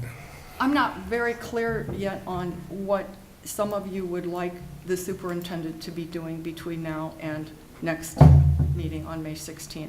And I'm actually not very clear on that either, so maybe you are. Yeah, no, I guess first of all, I think the bigger issue, and I think the board's probably gonna have to make a decision on data. And, because of all the requests that are on this resolution, to me, I think that's the one that maybe hasn't been, or good rationale hasn't been given to the board. The request about teacher orientation, I don't know what more we could provide you than what was stated tonight. I would think the board would want trained professional reading specialists working with our kids that are struggling in reading. The request about, on the panel, we've agreed to do that if we have a panel, but this time we don't know if we're gonna do that. It's gonna be a unique year for us next year. This is probably the smallest number of new teachers that we will hire since I've been here. So will we do things a little bit differently because it's going to be a smaller group? We may be able to do that. So, and the panel thing was the first time last year. And I'll be honest with you right now, I don't remember. We did end of that, we do a survey with those who participated and get their feedback. I don't remember what the feedback was on that panel. I would almost think it was positive because anytime you have kids talking to the adults, they hear from their customers, so I think it's valuable. So I'm sure it was a positive experience. I just didn't feel that we could commit to something when we weren't for sure if that's what we're gonna do. So I think we provided the board with great clarification on everything but the data. And I guess that's something that you're gonna have to decide as a board, because this is not the only group that's requesting it, and it won't be the last group that requests it. So you have to decide if you want, back to my previous statement, what are they going to do with the data if you provide it to them? What are they going to do with it? And I guess my thinking would be, if working with as the Community Engagement Committee works with the Community Focus team, maybe we'll learn what they want. All I've heard from any speaker that stepped up to that podium is, hold you accountable, hold you accountable. You got elected as school board members to hold administration accountable. We're accountable to OCR. We have to supply the data every year to OCR and justify that information. Can't think of anybody a little more powerful than OCR. So the question is, if you provide it monthly, quarterly, do you want administration doing that? That's what you want them spending time doing. If you're going to ask us to do that, I hope you have a good reason for what they're going to do with that information. So just something to think about. But I don't know what else we'd provide you besides maybe the data piece of it, but everything else, I think we pretty well explained why we don't think we should honor those requests.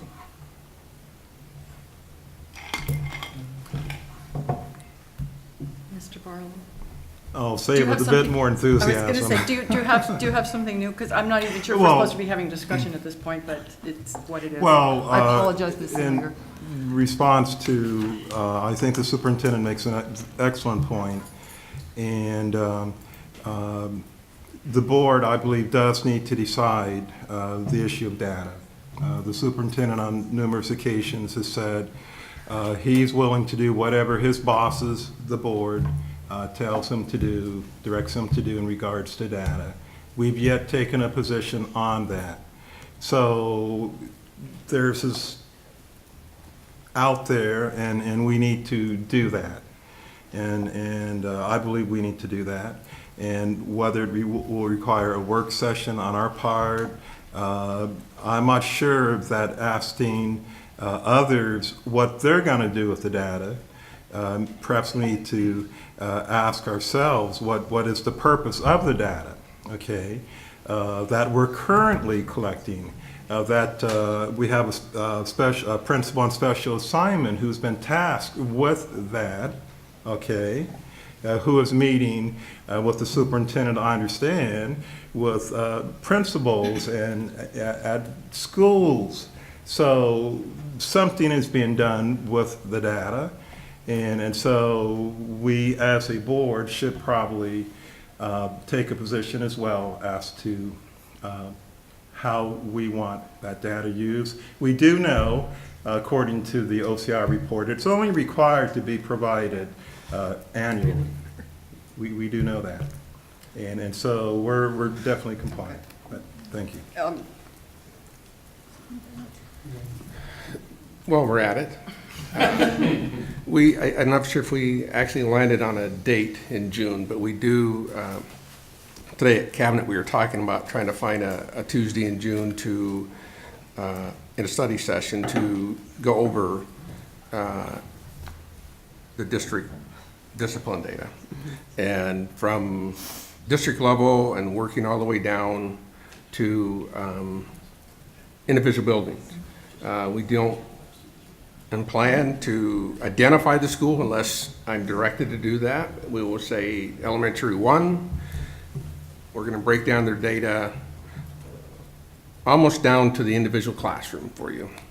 So that information will be available to you sometime in June. I think it was 27th is what we were looking at. With May, with everything we have to do in May yet, we just couldn't find a Tuesday that was available to do it in May. So the board is going to see that, and any information that's presented to the board is public information, so the public will have access to that. I can tell you the individual meetings that Afalabi and Carl and I are having with individual leadership teams, which you're aware of those because you see those in my weekly update calendar.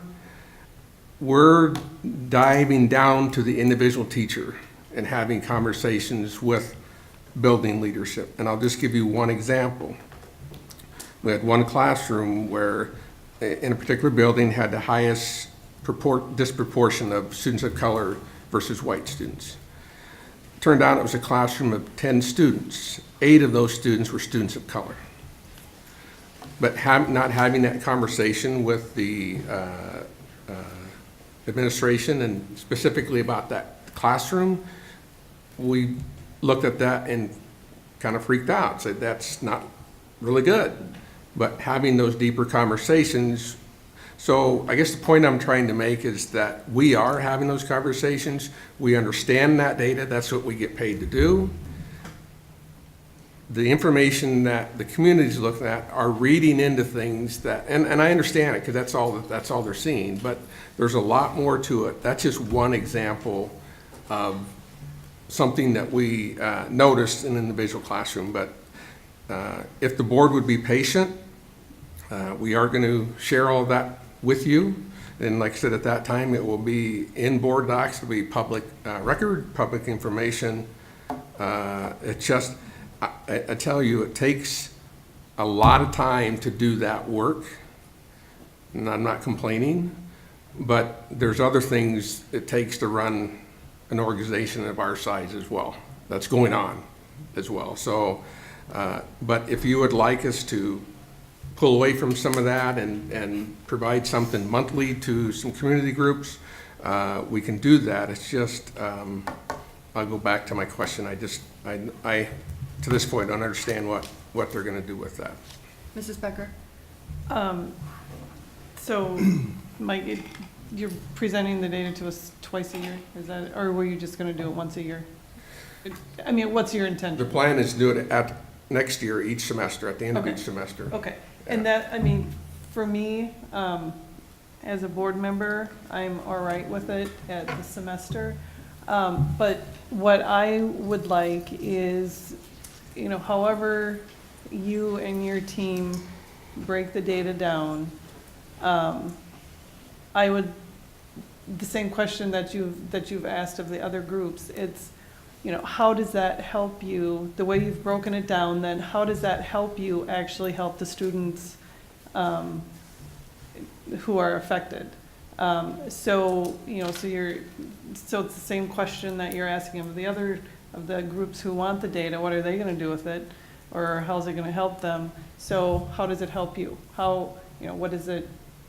So that would be my question, and that would be my hope that, you know, I'm sure you know exactly how it helps you. And so that would be my only request. that you give us that background piece also when you're presenting the data.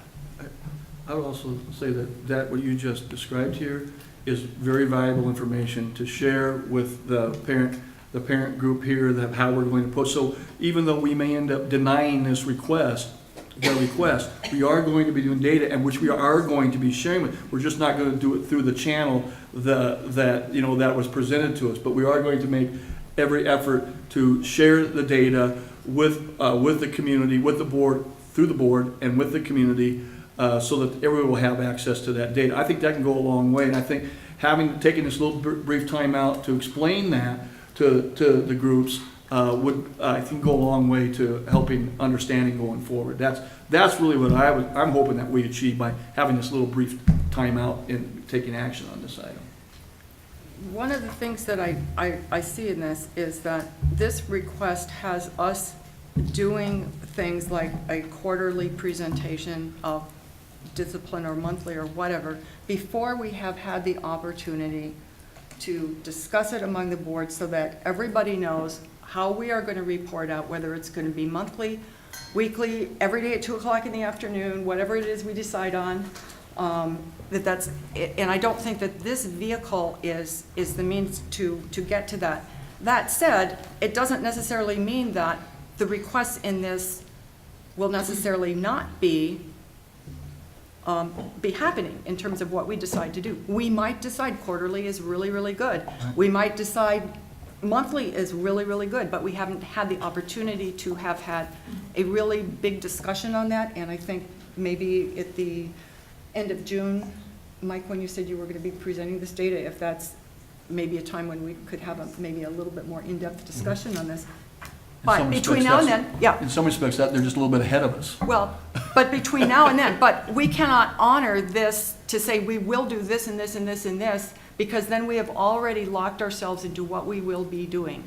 And we haven't had the opportunity to really seriously consider it, the ramifications, and there are many, and the value or lack thereof of decisions that we might make in regards to these issues. So and we're not going to have that discussion between now and May 16th or May 20th when we have to have a vote on this. And just point of clarification for the superintendent.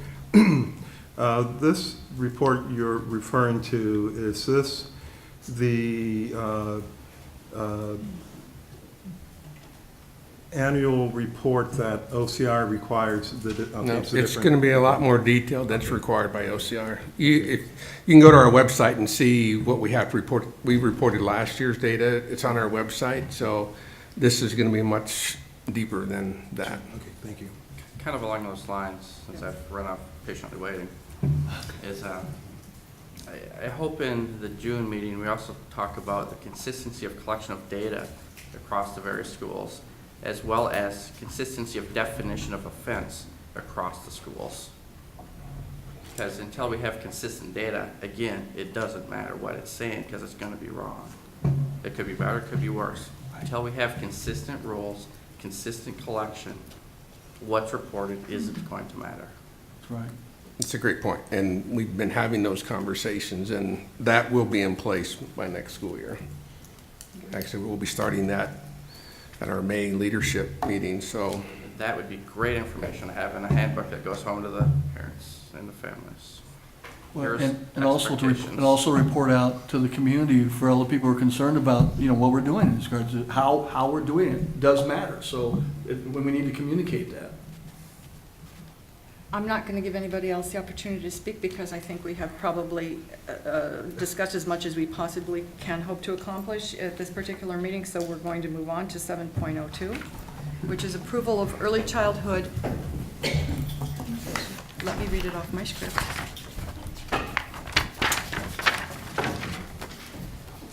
Approval of early childhood addition to Hoover Elementary School. This is a briefing item, Mr. Munoz. Yes, at this time I'll have Scott Sheridan, Executive Director of Operations, John Carlson, Executive Director of Finance, to provide this information for you.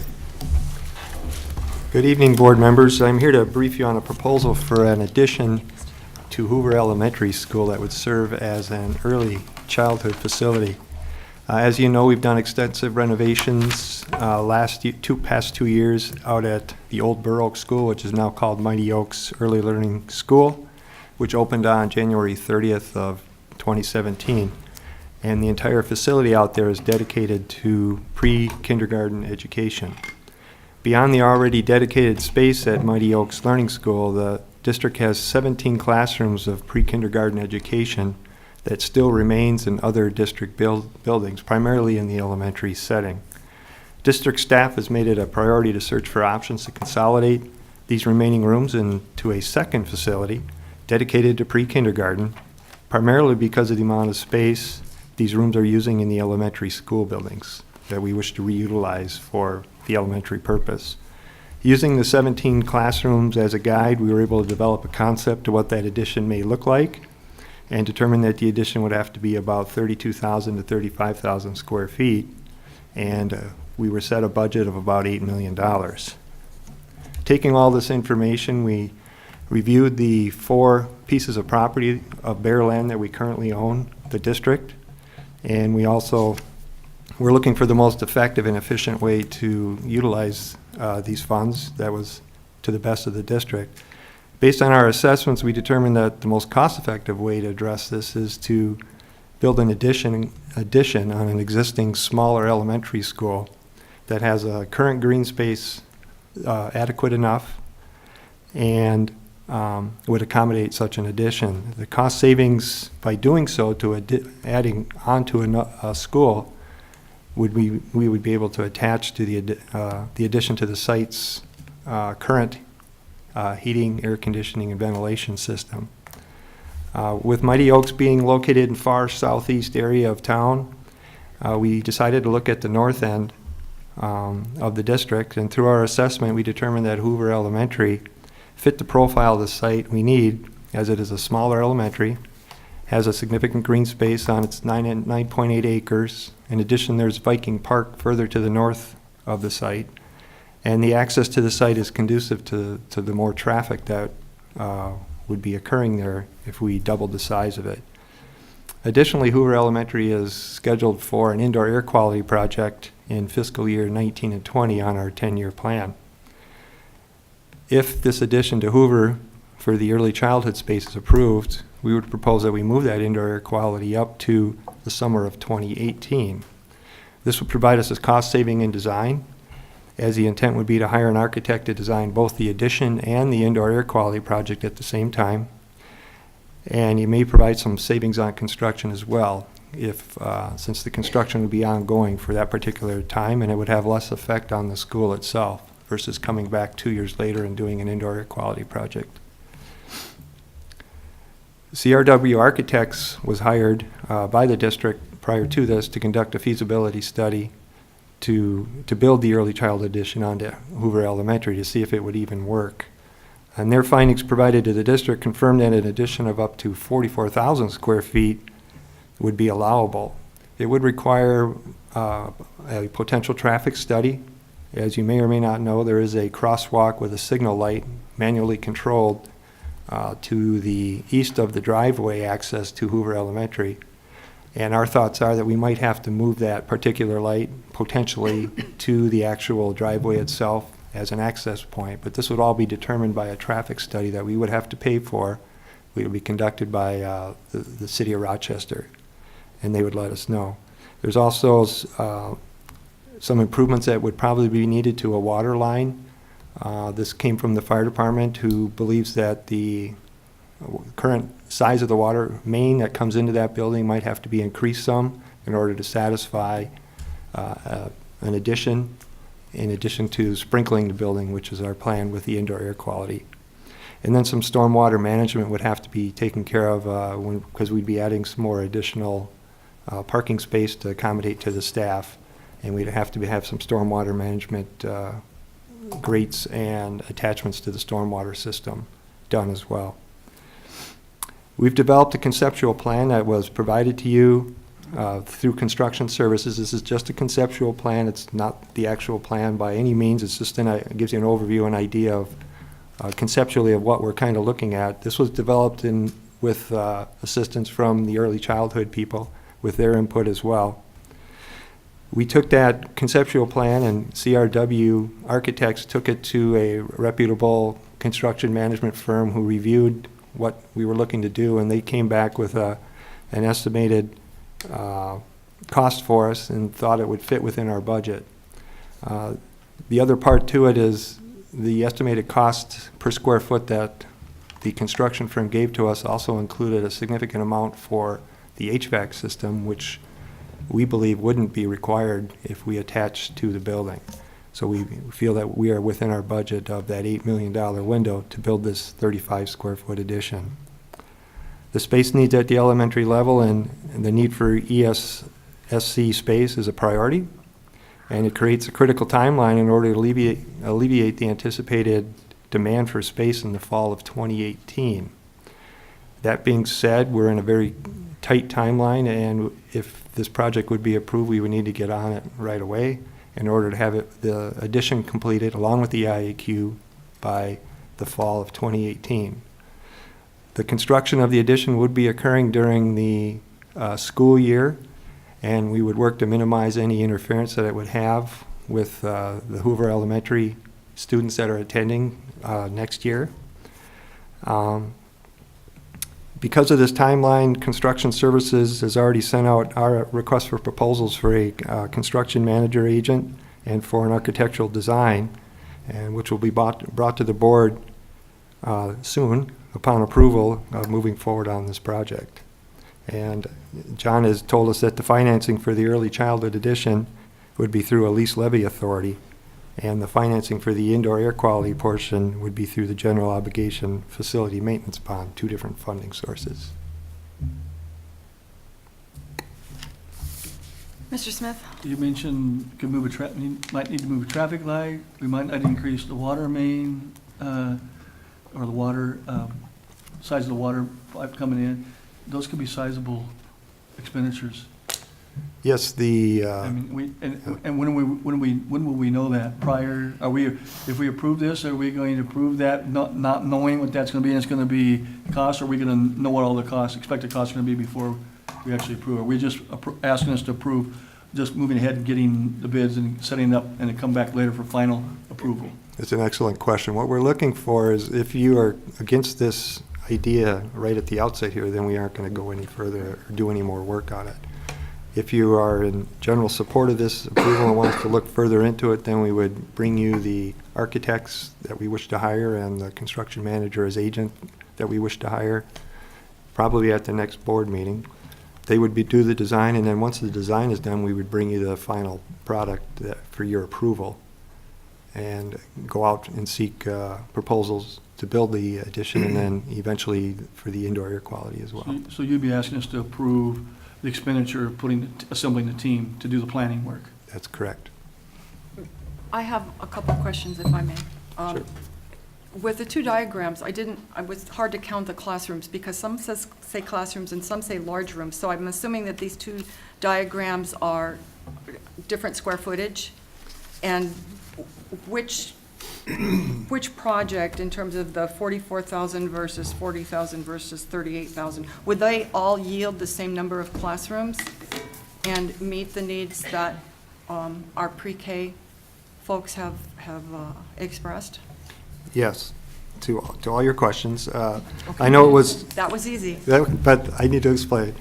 The estimates that you're referring to, the 38,000, the 44,000, and the 40,000, those were just estimates that were provided by Krause Anderson as far as what it would cost to build an addition of that size. Okay. It's not our intent to build one that big just because that would be outside of our budget. So we reduced our footprint down to about $35,000 and used the square footage costs that they provided us to fit within our budget. And like I said, we could get about a 35,000 square foot addition. And this conceptual drawing, I know it's a test of your ability to determine what's different on each of these diagrams. It's basically, there's about 21 classrooms.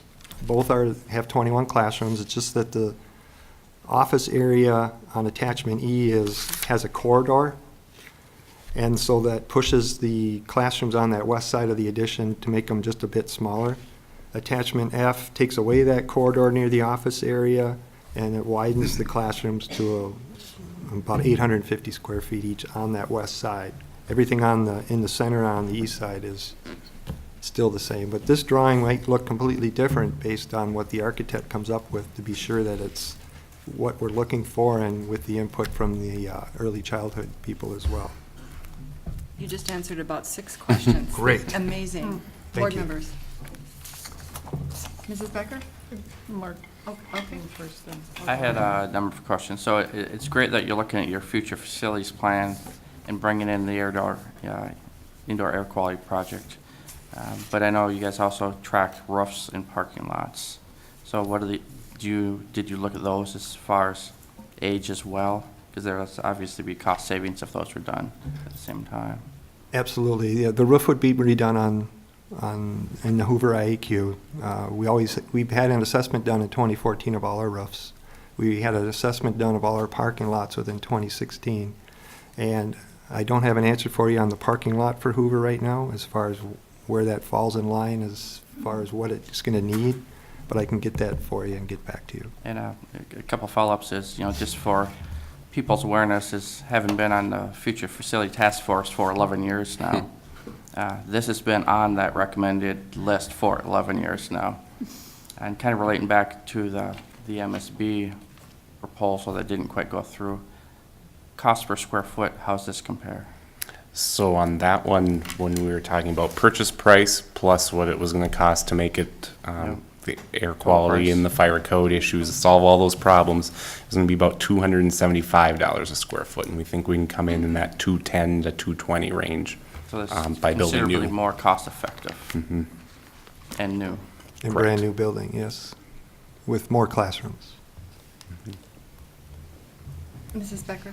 So I know that in the narrative, it said that, we still have 17 early childhood classrooms in 16 are in elementary, ones at Century, right? I believe you're That's correct, Correct. yes. So, and there's 21 here, so those 4 extra rooms, how much extra, will that be like an extra year? Will that be, will that be 2 years? Do you know? I think someone on the program side might be better able to explain what the projected growth is in there, but my guess is that it won't last long before it's filled up.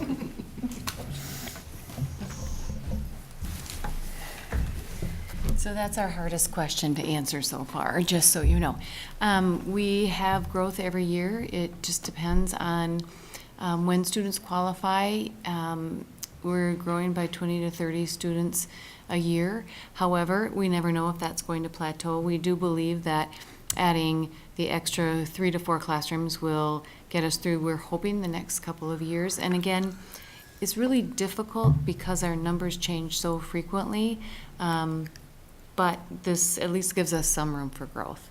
And we know we need to create more space in our elementary buildings, so this will help in that regard as well. I have a couple of program requests and maybe, or questions, maybe you can answer this. Would you anticipate that the preschool section and Hoover itself would share the same principal, clerical staff, all of that kind of thing, or would that be an additional cost? We would share some of the operational staff. We're not sure exactly how many. I anticipate that we would have another secretarial support for the new building as well as a nurse. We know that we need that for our early childhood special ed students. In terms of the administrative component, we have the principal of Hoover here. So I know that he would be taking some of the responsibility, and then Melissa Stenke, as our early childhood special ed supervisor, will also be involved in some of those administrative duties. And then a sort of a follow-up question, then, would you see much crossover between the Hoover students and the pre-K, or would they be pretty much separated in terms of day-to-day function? The buildings are pretty much separated. What would be, I think, advantageous is to look at how the older students might help with some of the younger students in terms of pushing in to support, but in their day-to-day activities, they are separate.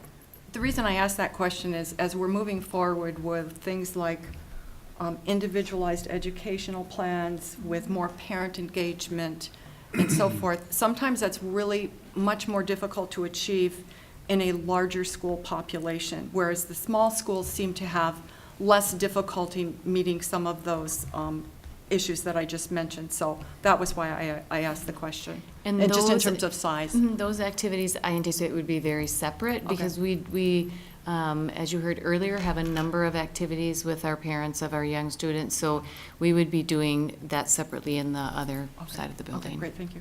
Board members, other questions? I just had I'm sorry. Oh, no, you can go ahead. Mr. Barlow? I just wanted Scott to clarify. So the 8 million in regards to Director Smith's inquiry did not include the storm and sewer sprinkler, or did it?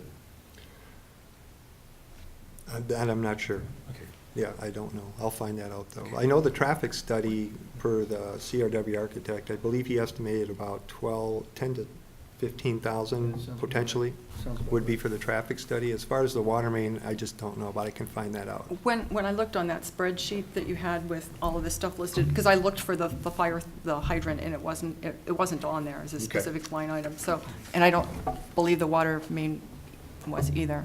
But those are all, if the board decides that we would like to pursue this project, we certainly don't have to have answers to all these questions tonight, because nobody has the answers, and we could chase our tails around and around and around for another hour over this, which I don't know if anybody else is up for. I'm certainly not. So at this point, if we don't have any more questions, this is a briefing item. When would you like us to move on this? Do you need it now, or can we wait until May 16th? Well, actually, tonight would be nice, because if you, this is just, keep pursuing is what we're asking, because if that's the case, then at the next meeting, because of the short timeline we're on, we would bring the other two things, and then that would provide you more information, and you could either approve those or not. If you don't approve those, then then we know it stops. And if you approve that, then we just continue moving. But this is more. Move to action. Second. This has been moved to action and seconded. All in favor of moving it? Any discussion on moving it to action? Okay, all in favor of moving it to action, say aye. Aye. Opposed? Motion carries. So it is now an action item. Be it resolved that the School Board of Independent School District 535 approves the proposal for an approximate 35,000 square foot early childhood addition to Hoover Elementary School, and consider requests for proposals for a construction manager agency and for architectural and engineering professional design services for the addition and indoor air quality project at Hoover Elementary. Move approval. Second. Do we have more discussion? Any other discussion? Ms. Becker? Carla, so are you as happy with, if this were to go forward, are you as happy with this option as you would have been with the other building? Are you thinking that this, are you going to be able to, because I know at the other one, you were going to be able to consolidate staff. I mean, is this still going to serve some of those same needs that other building would, and are you, or not, or just what are your thoughts? The classroom space and the building itself, yes, very much so, because it's new. That in and of itself, plus we get to design more about the exact space of the rooms, so I would say yes. At this point, this space would not allow us to house all of our staff that are in the multi-services building, the other MSB building, so we would have to be looking at potentially other options for those staff if there is a decision to move us out of that building. But in all other aspects, yes, we like this plan better. Okay.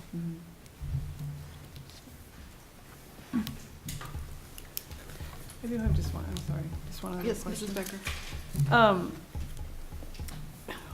One other building a while ago that I was touring, the staff was talking about how, and I know early childhood might be a little bit different. Early childhood special ed might be more different, but the way the school is kind of the way we actually teach our students today, where there's more like push in and students go out for reading. Students are kind of moving around the buildings more than, say when which is I realized very long time ago when I was in elementary. But, so when you design this building, are you gonna be looking at, you know, how, because this looks like a really pretty traditional format for a room or for a school. So are you gonna be looking at, are there things that, you know, potentially would be a better design, would be, I mean, so classroom walls, while maybe they're not concrete block, maybe they are just, they're a different, that you could move them more easily than you can in a traditional elementary school, or do they have to be, are there codes for, because it needs to be safe for tornadoes, or I mean, I don't know. So anyway, so I guess my thought is, when you're looking at the design, are there things that a different type of space potentially would it be better, or are you still thinking this for your particular students, this is still the best design? I think that this design definitely meets the needs of our students. I think that we are very cognizant of the fact that we have a budget, and because of that budget, we tried to keep we've tried to put as many full-size classrooms into the space as we could, while allowing some small group areas where the students could go for special therapies and things like that. I mean, ideally, if we could create whatever we wanted and there was no, there's no money issue, it might look very different. But I think for what we have right now with the budget that we have, this definitely meets the needs of our students. And you can ask our staff back here, but they're very, very flexible, creative. They use the space in the best way that they can. So I don't see this design as having a problem in that regard. In terms of the movable walls and things like that, I'd have to defer to Scott, because I'm not sure how that might work in terms of the design of the entire space. Okay. We try to shy away from the temporary walls. We find that we have to go back, and the staff really don't like them because of the sound issue, and they like us to put permanent walls in. And the other part of this design, as you see it here, this is certainly not the way it's going to look, but we're going to hire, our intent is to hire an architect that has prior experience with early childhood design to get the most up-to-date information from them. But even in this design, you'll notice that the bathrooms down the middle of that center area are shared on both sides of the classroom, in an attempt to save having to put sinks and bathrooms in every single classroom. And so that's a cost-saving measure, that's a more efficient design to utilize in that particular area. So we're looking at all those things, but we're going to rely on that architect with their experience to provide us the most up-to-date early childhood standards for design. Within our budget. And they're also being very nice, because I directed them, we don't want the Taj Mahal. We want as many classroom spaces that we can create within our budget, so they're being very nice about that. I was glad that you said something about the staff, because, I mean, it's nice to be able to have movable walls or to have some flexibility in your actual space, but when it really comes down to it, it is the work and the creativity that the staff do. So I'm, not that they wouldn't be involved, but I am thrilled to see them being involved at this particular level, rather than being told, this is what you're going to get. Obviously, within budget constraints. And we're not building the Taj Mahal this year? No. Next year, okay. Any other questions? Okay, this has been moved to action. We've had discussion. All those in favor, please say aye. Aye. It's moved. Yep. Please say aye. Did we do that? Aye. Aye. Opposed? Motion carries. Thank you very much.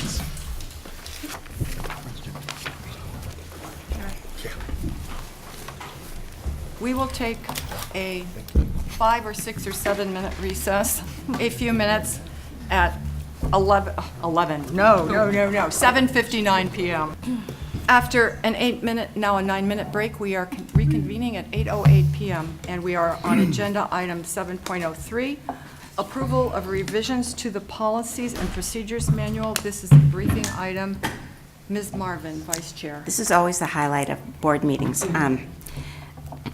The Policy Committee met and we reviewed 16 policies. Let me just remind all of you sitting out there and all of us here, policies are guiding principles, aims, and mission. Procedures, which generally speaking are not included in policies, tell how things are done, who does what. Now, some of ours combine both, but very often the revisions that we make are either to separate policies from procedures or to update the language in the policy to make it closer to the state policies.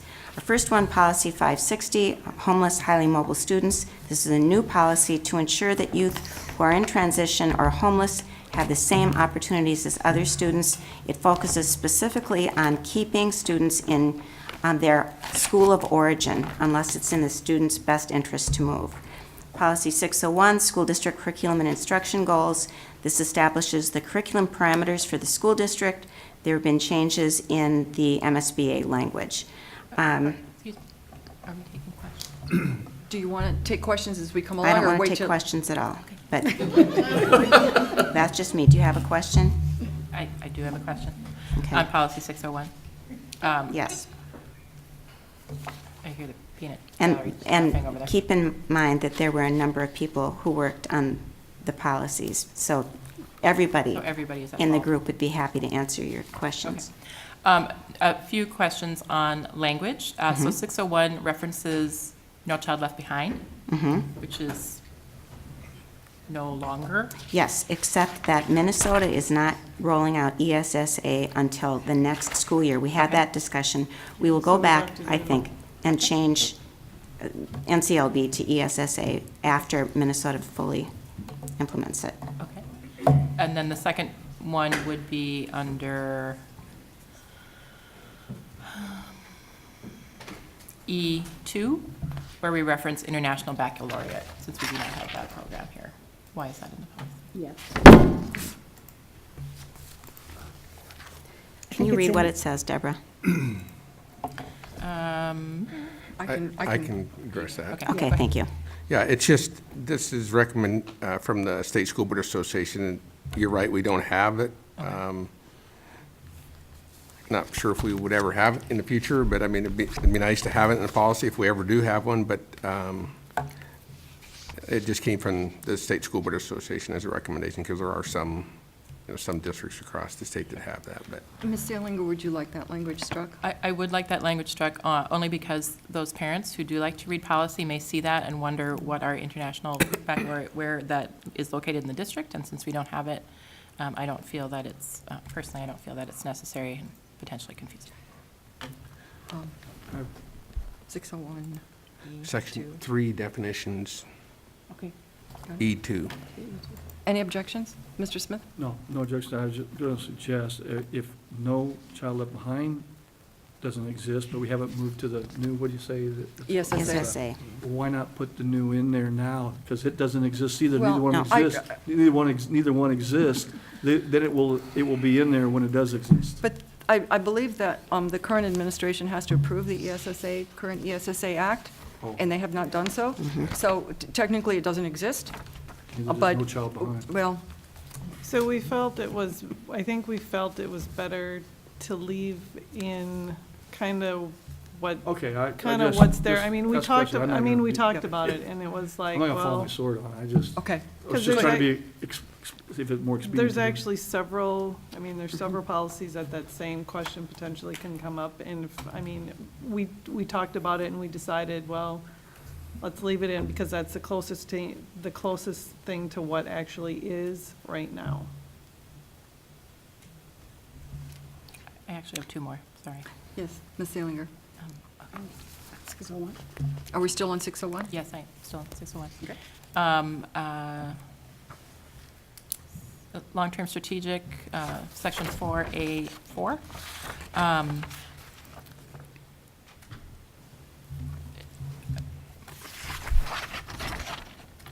I'm a little confused by that sentence, so if you could explain it slightly better for me, I would appreciate it, about the English language. Well, this one, I think, deals specifically with second language learners, and to me at least, it ensures that we will not say the English is the only language that's going to be respected here, that we will work with students to improve their English.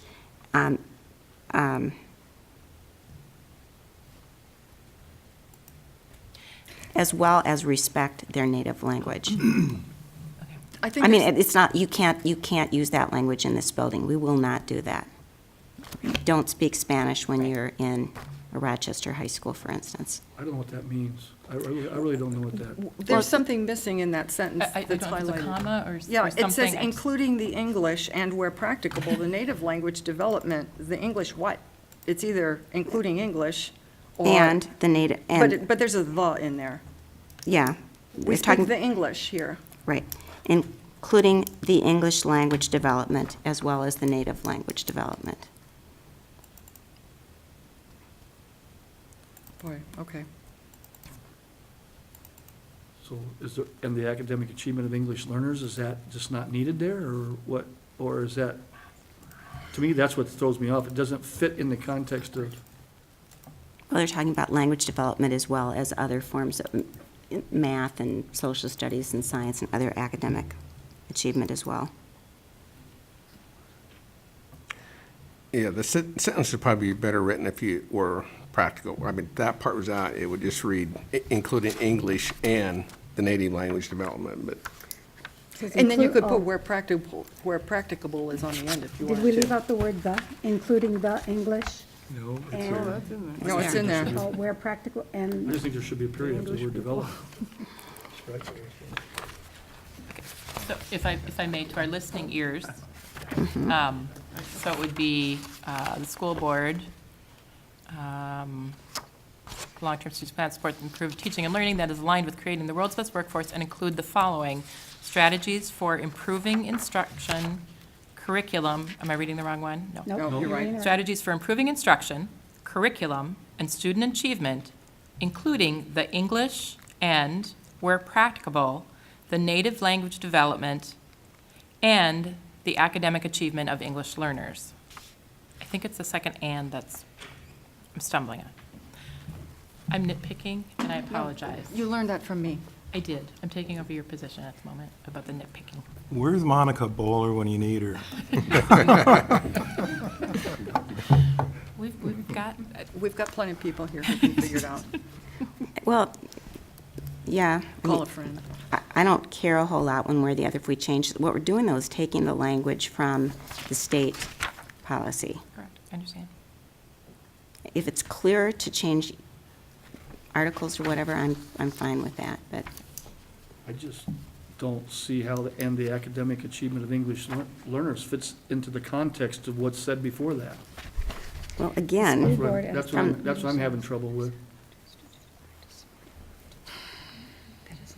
So if I may, It's to do with the world's best workforce. It has to do with the world's best workforce. Director Marvin, you're simply sharing what this is not language you developed or constructed. that's correct. It is what has been provided and forwarded for local districts such as IS 535 to adopt or to include. And they have people who know how to do this stuff. Okay. I didn't bring the MSBA model But they are policy. our policies. Yeah. Is that what their language reads? That is exactly what the MSBA model read. Yeah, that's Wait, right. what, exactly? This That's the one. way it read exactly. Even though it's awkward and confusing, Ms. Zeilinger, do you have any changes that you'd like to make to clarify it, or would you like to leave it as is?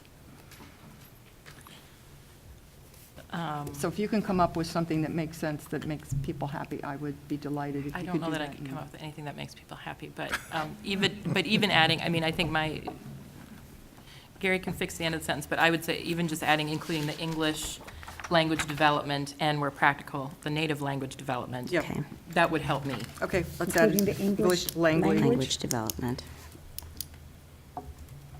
Should we say including the English language?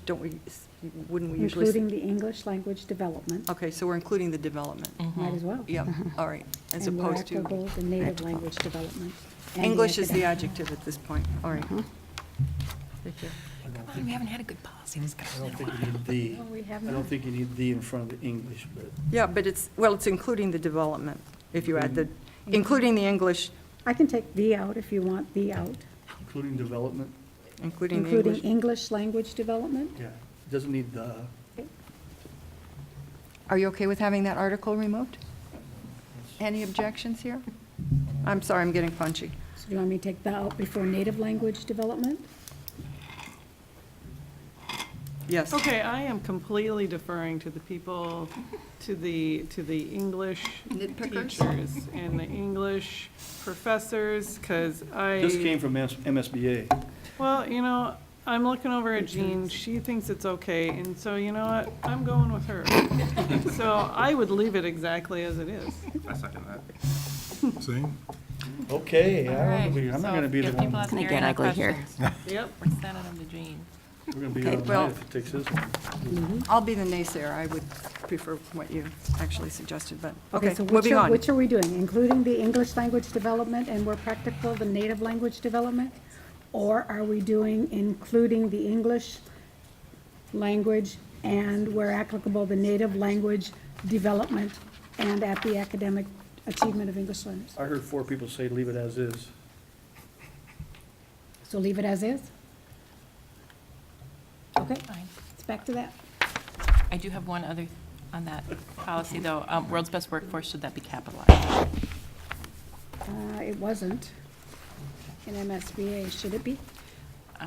Is it in quotation mark? It should be quotation marks. It's No, in it should quotation be- marks above, and then nothing in that section. It's, It's up. 3E, no, 3G. 3F? World's Yeah. best workforce? Yeah, where it says Means Striving to, yeah, meet- whatever that, yeah, F. I don't know. And Janie? then, yeah. Does world's best workforce need to be capitalized? Does it also need to be in quotation marks? No quotation marks and capitalize it? Well, it's a description of a meaning. Yeah, okay. Okay, keep it in quotation marks then. Okay. Thank you, Janie. I don't think, if we're asking on section 4A, where it's used in that one is not talking about the world's best workforce plan. It's talking about Oh, exactly. the goal is to create the world's best workforce. You're We're right. trying to create a great workforce, Oh, not okay, I the world's see. best workforce plan. So it's, So there's no. Okay, so there shouldn't be. in that, Yeah, in different area. that first one, Okay. that's the one that we're asking about. That's right. Got it, okay. Okay? This is gonna take a But while. I can't. We probably shouldn't have brought 16 told me of them 5 minutes. tonight. I could have done it. She could. 5 minutes. Generally, it doesn't Okay, go slow. 603, curriculum development. This ensures that the district continuously review and improve the district curriculum. We have a few language and legal updates. 604, instructional curriculum. This is about the development of course offerings.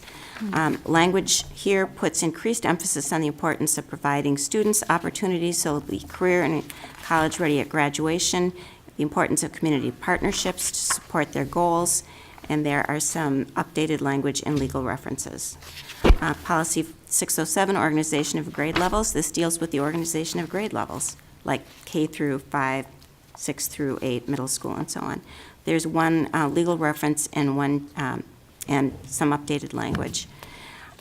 614, school district testing plan and procedure.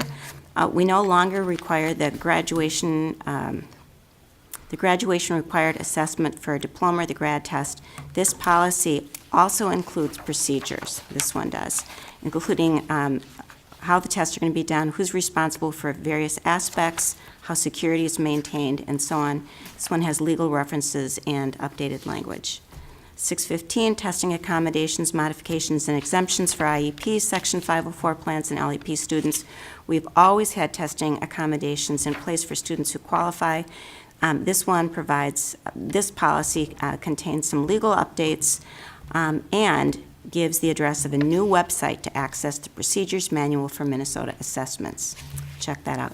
Policy 618, assessment of student achievement. This establishes and revises both the local and state tests that are used to determine how well students have achieved their graduation standards. So it basically speaks to giving local and state tests to see how students are proceeding. Yes. A question there on, all right, 5C. Are you on 618? 618, yeah, 5C3, 5C3. I don't know what, and I'm assuming this is new language, about the 8th grade students must record on the high school transcript a student's progress towards career and college readiness. Do we know what that is, what that looks like, what that means? What letter was that? It's 3, section 3. Section 3, I believe it's new language, but. Students in grade 8 in 2012-13 school year. Where's it? Where? Section 3. 3. It's Section number 3. Jeannie's shaking her head, she knows what it Section means. 3. Section VC3, B. or V. V is in Victor. Janie, 5. Janie, go for it.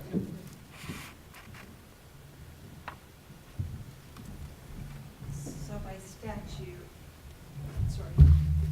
by statute, we're now required to indicate on transcript if the students are career and college ready. It's up to each district to define what that looks like.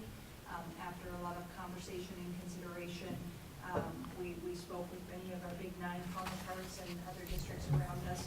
What we've done is, if a student has the opportunity to create a career plan through the MCIS, which helps them decide what pathway to take through high school, then the check mark on the transcript says career ready. If a student has the opportunity to take the ACT, which all 11th graders in our school do, then college ready. So that's how we have defined it, similar to many other districts around us. So it is an added part to the transcript. Okay, great. I appreciate that. Thank you. Look forward to seeing that.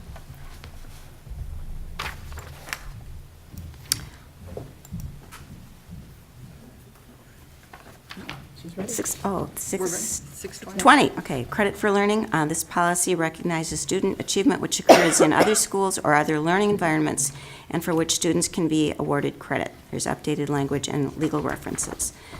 Policy 701.01, modification of school district budget. This policy had a procedure in it that discussed the number of times that the board is updated on the budget, how many times per year it was revised and presented to the board. We simply took the procedure out. We didn't change the practice. Policy 705, this was a staff request. This one now determines what the term investment means for the school district and that the district complies with all state laws relating to investments, that the school district maintains a list of all financial institutions that are approved for investment purposes, and it also emphasizes that the district will ensure that it holds a diversified portfolio. 708, transportation of non-public school students. In Rochester, our school buses transport public and private school students. The change here is that the statement has been added that written notice is requested if non-public schools wish to decline transportation services. 709, student transportation safety. The list of rules on the bus and the consequences for bus misconduct were revised. A question on that, if I may? For the student transportation safety. 709.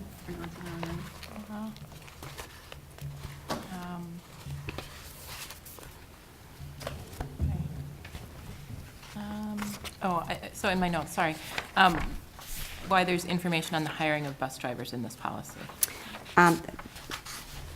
This one, I think it still contains quite a bit of procedure. Okay. And that's a good question because we're not completely uniform there yet. We need to come back and clear out some of that. Yeah. Okay, because I thought that was one, I didn't think we had anything similar. No, you're exactly And right. it's very specific, so I think Yeah. it's good.